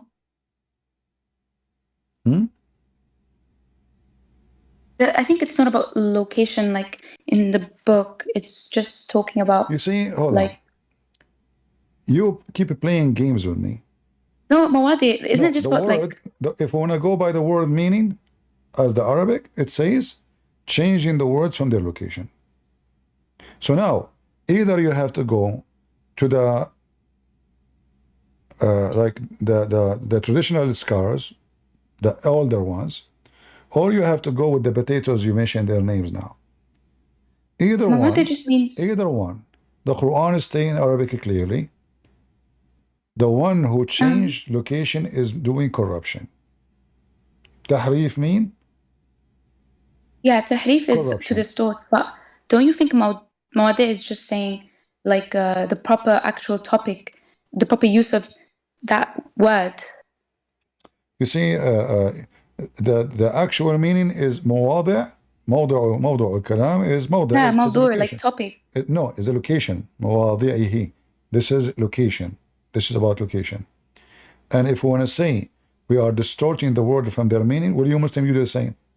We just showed you another verse where it says the sun runs to a fixed course. The other verse says the sun does not run for a fixed course. Correct? So either place there's a corruption. And not only that. Where Muhammad, where Allah said, put the Quran in the way you Muslims did it. No, nowhere. Who is the one who put it there like this? Nobody knows. Is it Uthman? We don't know because we don't have the book of Uthman. Nobody have it. Who is the one authorized to change? Not only this. If we go to the chapter I mentioned to you here, do you see something stupid in the verse? Read in the name of your Lord who created. Do your prophet know how to read?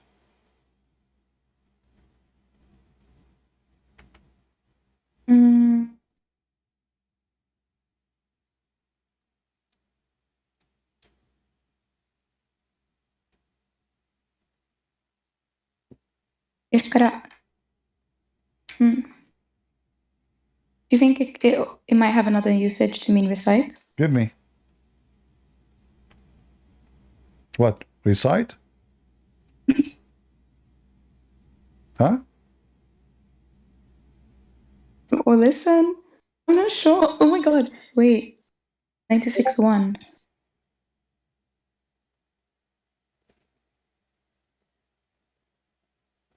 I didn't ever think of this. Recite. Oh, look, Sahih International says recite. Just to show you how stupid the Muslims when they try to fix what cannot be fixed. If this is recite, that would be the most stupid statement because Muhammad will recite what? He just told him one word. And Muhammad, he said to him, I can't recite. He did. He just did. He just told him one word. So if the word recite is recite, first recite is repeating something you memorized already, not something you never heard before. This is what recite mean. Recite is saying something in your memory. So it cannot be recite. Read is not correct too, because Muhammad, according to Muslims, do not know how to read. So either one is a stupid statement, because the guy cannot read, and you cannot say to him recite, because you told him nothing yet. And if Muhammad says I cannot recite, well, that's stupid, because you just said recite. Are you saying to me I cannot say the word recite? But you just said it. This is how stupid Islam is. So the first chapter is a joke, and then he says, read in the name of your Lord, the one who taught by the pen. What pen? I mean, you Muslim, you give us headache that Muhammad do not know how to write, how to read. And he is coming to Muhammad saying he taught by the pen. What pen? How Allah he taught by the pen? Is that the Prophet pen, peace upon him? Well, I think they might say something about how Allah like created the pen, right? Ah, you see, then we have to take the hadith, but this is stupid too. Yeah. Because if Allah created the pen and he told him to write, well, Allah did not. So what the angel Jibreel is doing, and what he's doing. So who's talking? The pen? Who's talking now, Mr. Pen? Maybe Mr. Bean.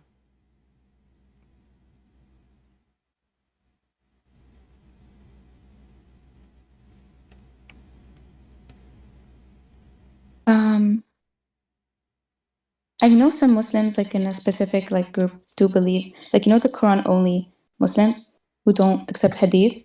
They will say that Quran only are a bunch of idiots, because Quran only mean Islam nothing, because Islam without Quran is not exist.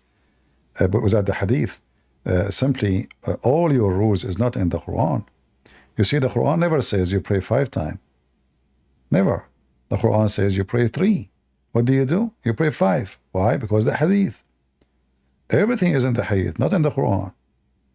So when you say to me Quran only, those are a bunch of, the one who they are Quran only because they are ashamed of their religion. They say we are going to throw Muhammad words under the bus because obviously the Hadith is going to make us look stupid. But the Quran know better. Know better. Right? yeah, Yeah. they will read and write, and the traditional narrative is just like invented. Apparently, he used to be sort of like a merchant, so in his field of work, like naturally, you would be able to like read and deal with. I mean, I don't know this argument well, but this is what someone was telling me once.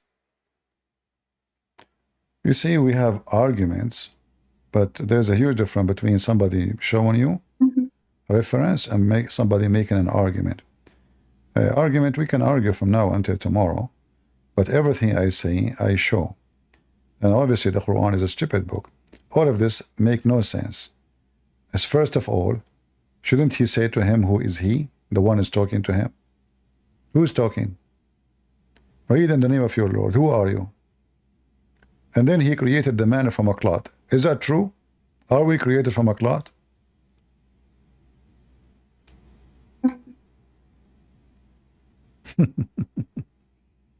Wait. If you go, you will see the Quran is claiming that we are created from the blood clot. And that is additional proof that Muhammad is an idiot. You know, he heard the Arab saying things, he take it as it is, he put it in the Quran. So in chapter 23, verse number 14, it says we made the nutfa into a clot, which is what? Which is a piece of dead blood. Who is the idiot who want to believe that God, he created us from a semen, and that semen became dead blood, and then did the blood grow and became a baby? In fact, once I went vacation, I cut my finger, sorry, not my finger. I left some semen on the kitchen counter. Don't tell me why it's there. It reached there, it's in this penis. And then I came back after a few months. I went vacation. I found a baby on the counter, and he was saying, wah, wah, wah. I said, what the heck? A baby in my sink? And he was taking shower. Why? Because the semen become a clot, and then the clot become a lump, and then the lump become a bone, and then the bone close with the flesh. And this is how Allah created the baby. Hold on. We have a doctor. He is going to join us. Christian Prince, first of all, I am a doctor. I'm going to get you busted. As an example, my mother, when she gave birth to me, she told me that I used to be a nutfa. Okay. And then I became a dead blood. And since then, he never changed, right? Christian Prince, shame on you. I'm not blood no more. And I think I am not dead and I'm not blood. Well, you are dead and blood, and look what stupid you are. How the nutfa, how the sperm become a blood, man, and how the blood is dead is going to be it's a dead blood. Christian Prince, it was a dead blood and Allah resurrected.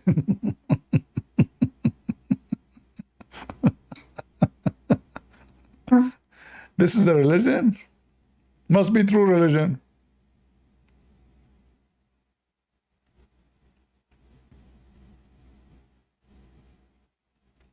You still want to be a Muslim, Sage? Are you gonna hate me if I say this could be metaphorical? I will not hit you. No, trust me, I don't hit women. I never hit women all my life. And I will never. Aren't you a woman? Yes. I know. You know, Muslims are weird. Because I heard that Muslim men, they establish, you are from Morocco, right? I don't live in Morocco, but I am Moroccan. Yeah, you are Moroccan. Did you know that the Moroccan men, the women, they beat them every day?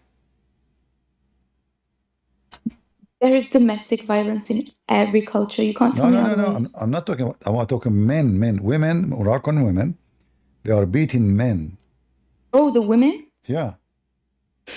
We don't. What? Where'd you get this from? Okay, let me show you. Why would a woman beat a man? That is physiologically because it's not a thing. First, because they have big butt. Oh, and yeah, they have big butt. And those men, Moroccan men, they are small. Moroccan women, they are so huge, massive, like men, boom, boom. So she hit him with her butt. The guy is dead, So they have a huge organization in Morocco to defend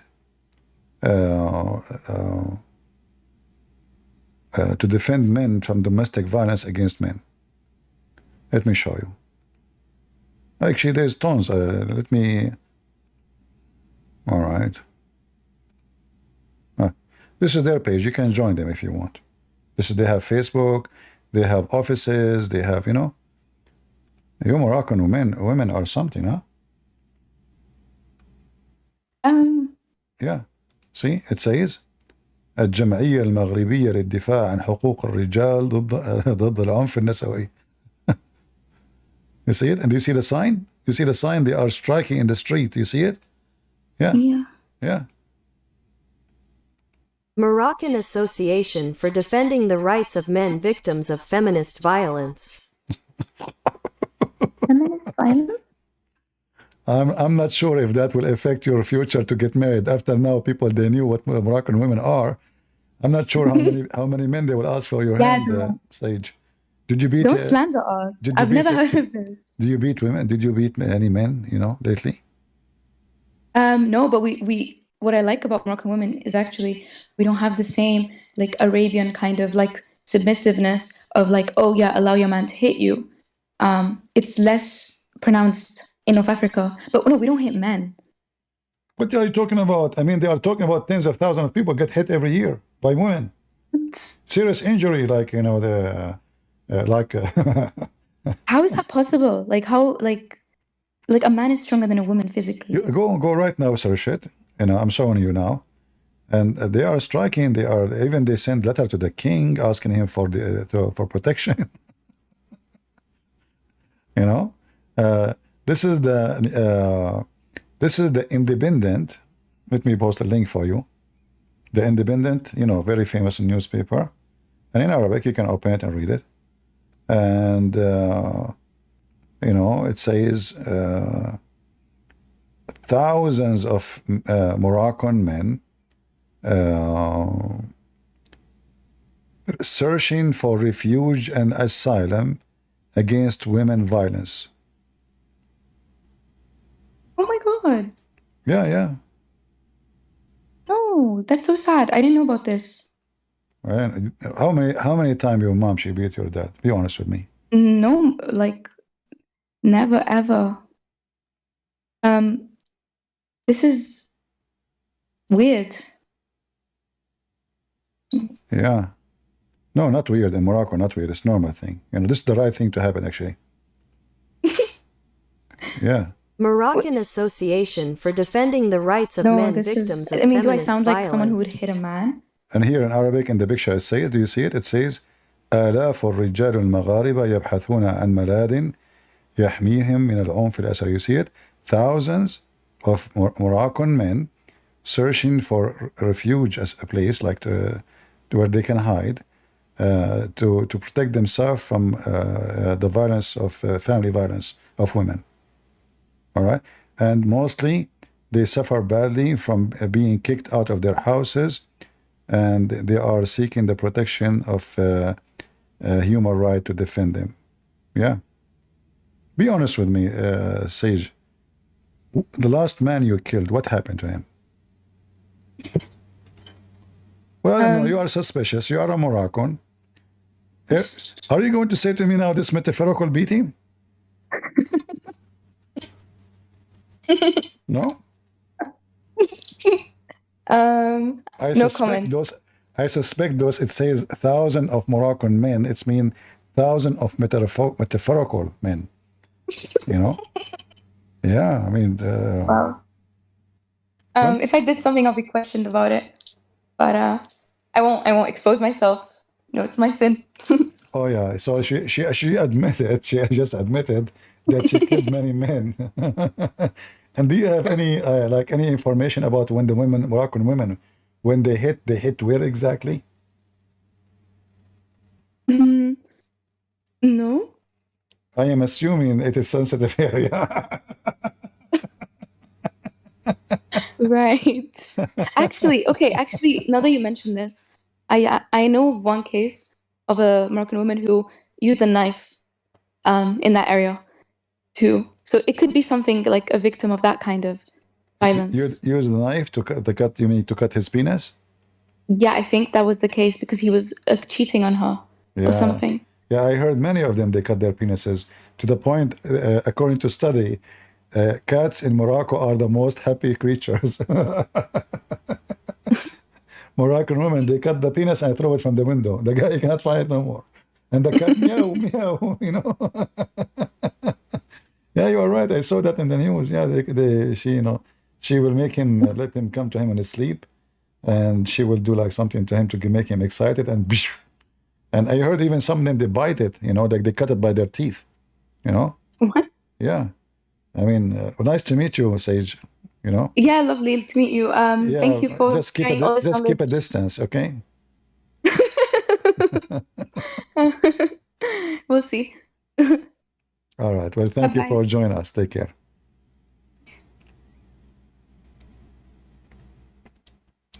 You again, Allah the Greater. Just get out of here. I don't have time for kids. Allah the Greater. Oh boy. Did you have a good time, guys? I noticed that you guys have a lot of text in the chat, but when we finish, no comments. Few comments. And nobody share. I mean, we make videos are priceless. You people like, you know, I don't know. We are giving you full study, a lot of information. We show a reference. We are trying not to waste your time, even though we make you laugh. But you guys are not supporting what we do. All what we asking you is just leave a comment, share the link, download the video. Sadly, nobody care. That's why we have little number. Like the video 2 days ago, we have 30,000. I mean, I don't know what to say. I do my best, and God is my witness. I want to say thank you all for being here, and I encourage you to marry Moroccan women. First, you need protection. So one hand, like one, like it's like you, it's like a good deal, a bodyguard, and you will become the wife in the house. You don't go to work. You do the cooking, clean dishes, laundry. She go to work. She will, start her gang. She rob. I mean, that's it. Happy life. It's time to for men to stay home. Enough is enough. Enough is enough. All right. Yeah, and even YouTube is playing with our like right now, YouTube says I have 9,480 view right now, total. After we finish, you will see we'll have maybe 1,000 right away. Yeah, YouTube is playing. What we can say. Anyway, I want to say thank you. God bless you. And I hope you guys taking reference, learning, saving links we post for you. And again, we say thank you for people in Rumble. They are a smaller group than YouTube. But we need Rumble because in case our videos are deleted, always Rumble is there. And we can have them as a backup. All right? So I want to say thanks to everybody. And thanks for people in Discord. Good to have you guys. And I hope next time we go live, maybe tomorrow or the day after. I will see the view I have in the video. If we have good view, I will come back again tomorrow. If not, I will give you a break for a few days until we have good view. Until then, I say God is good. So is Jesus. Amen to that. And see you soon. Bye-bye.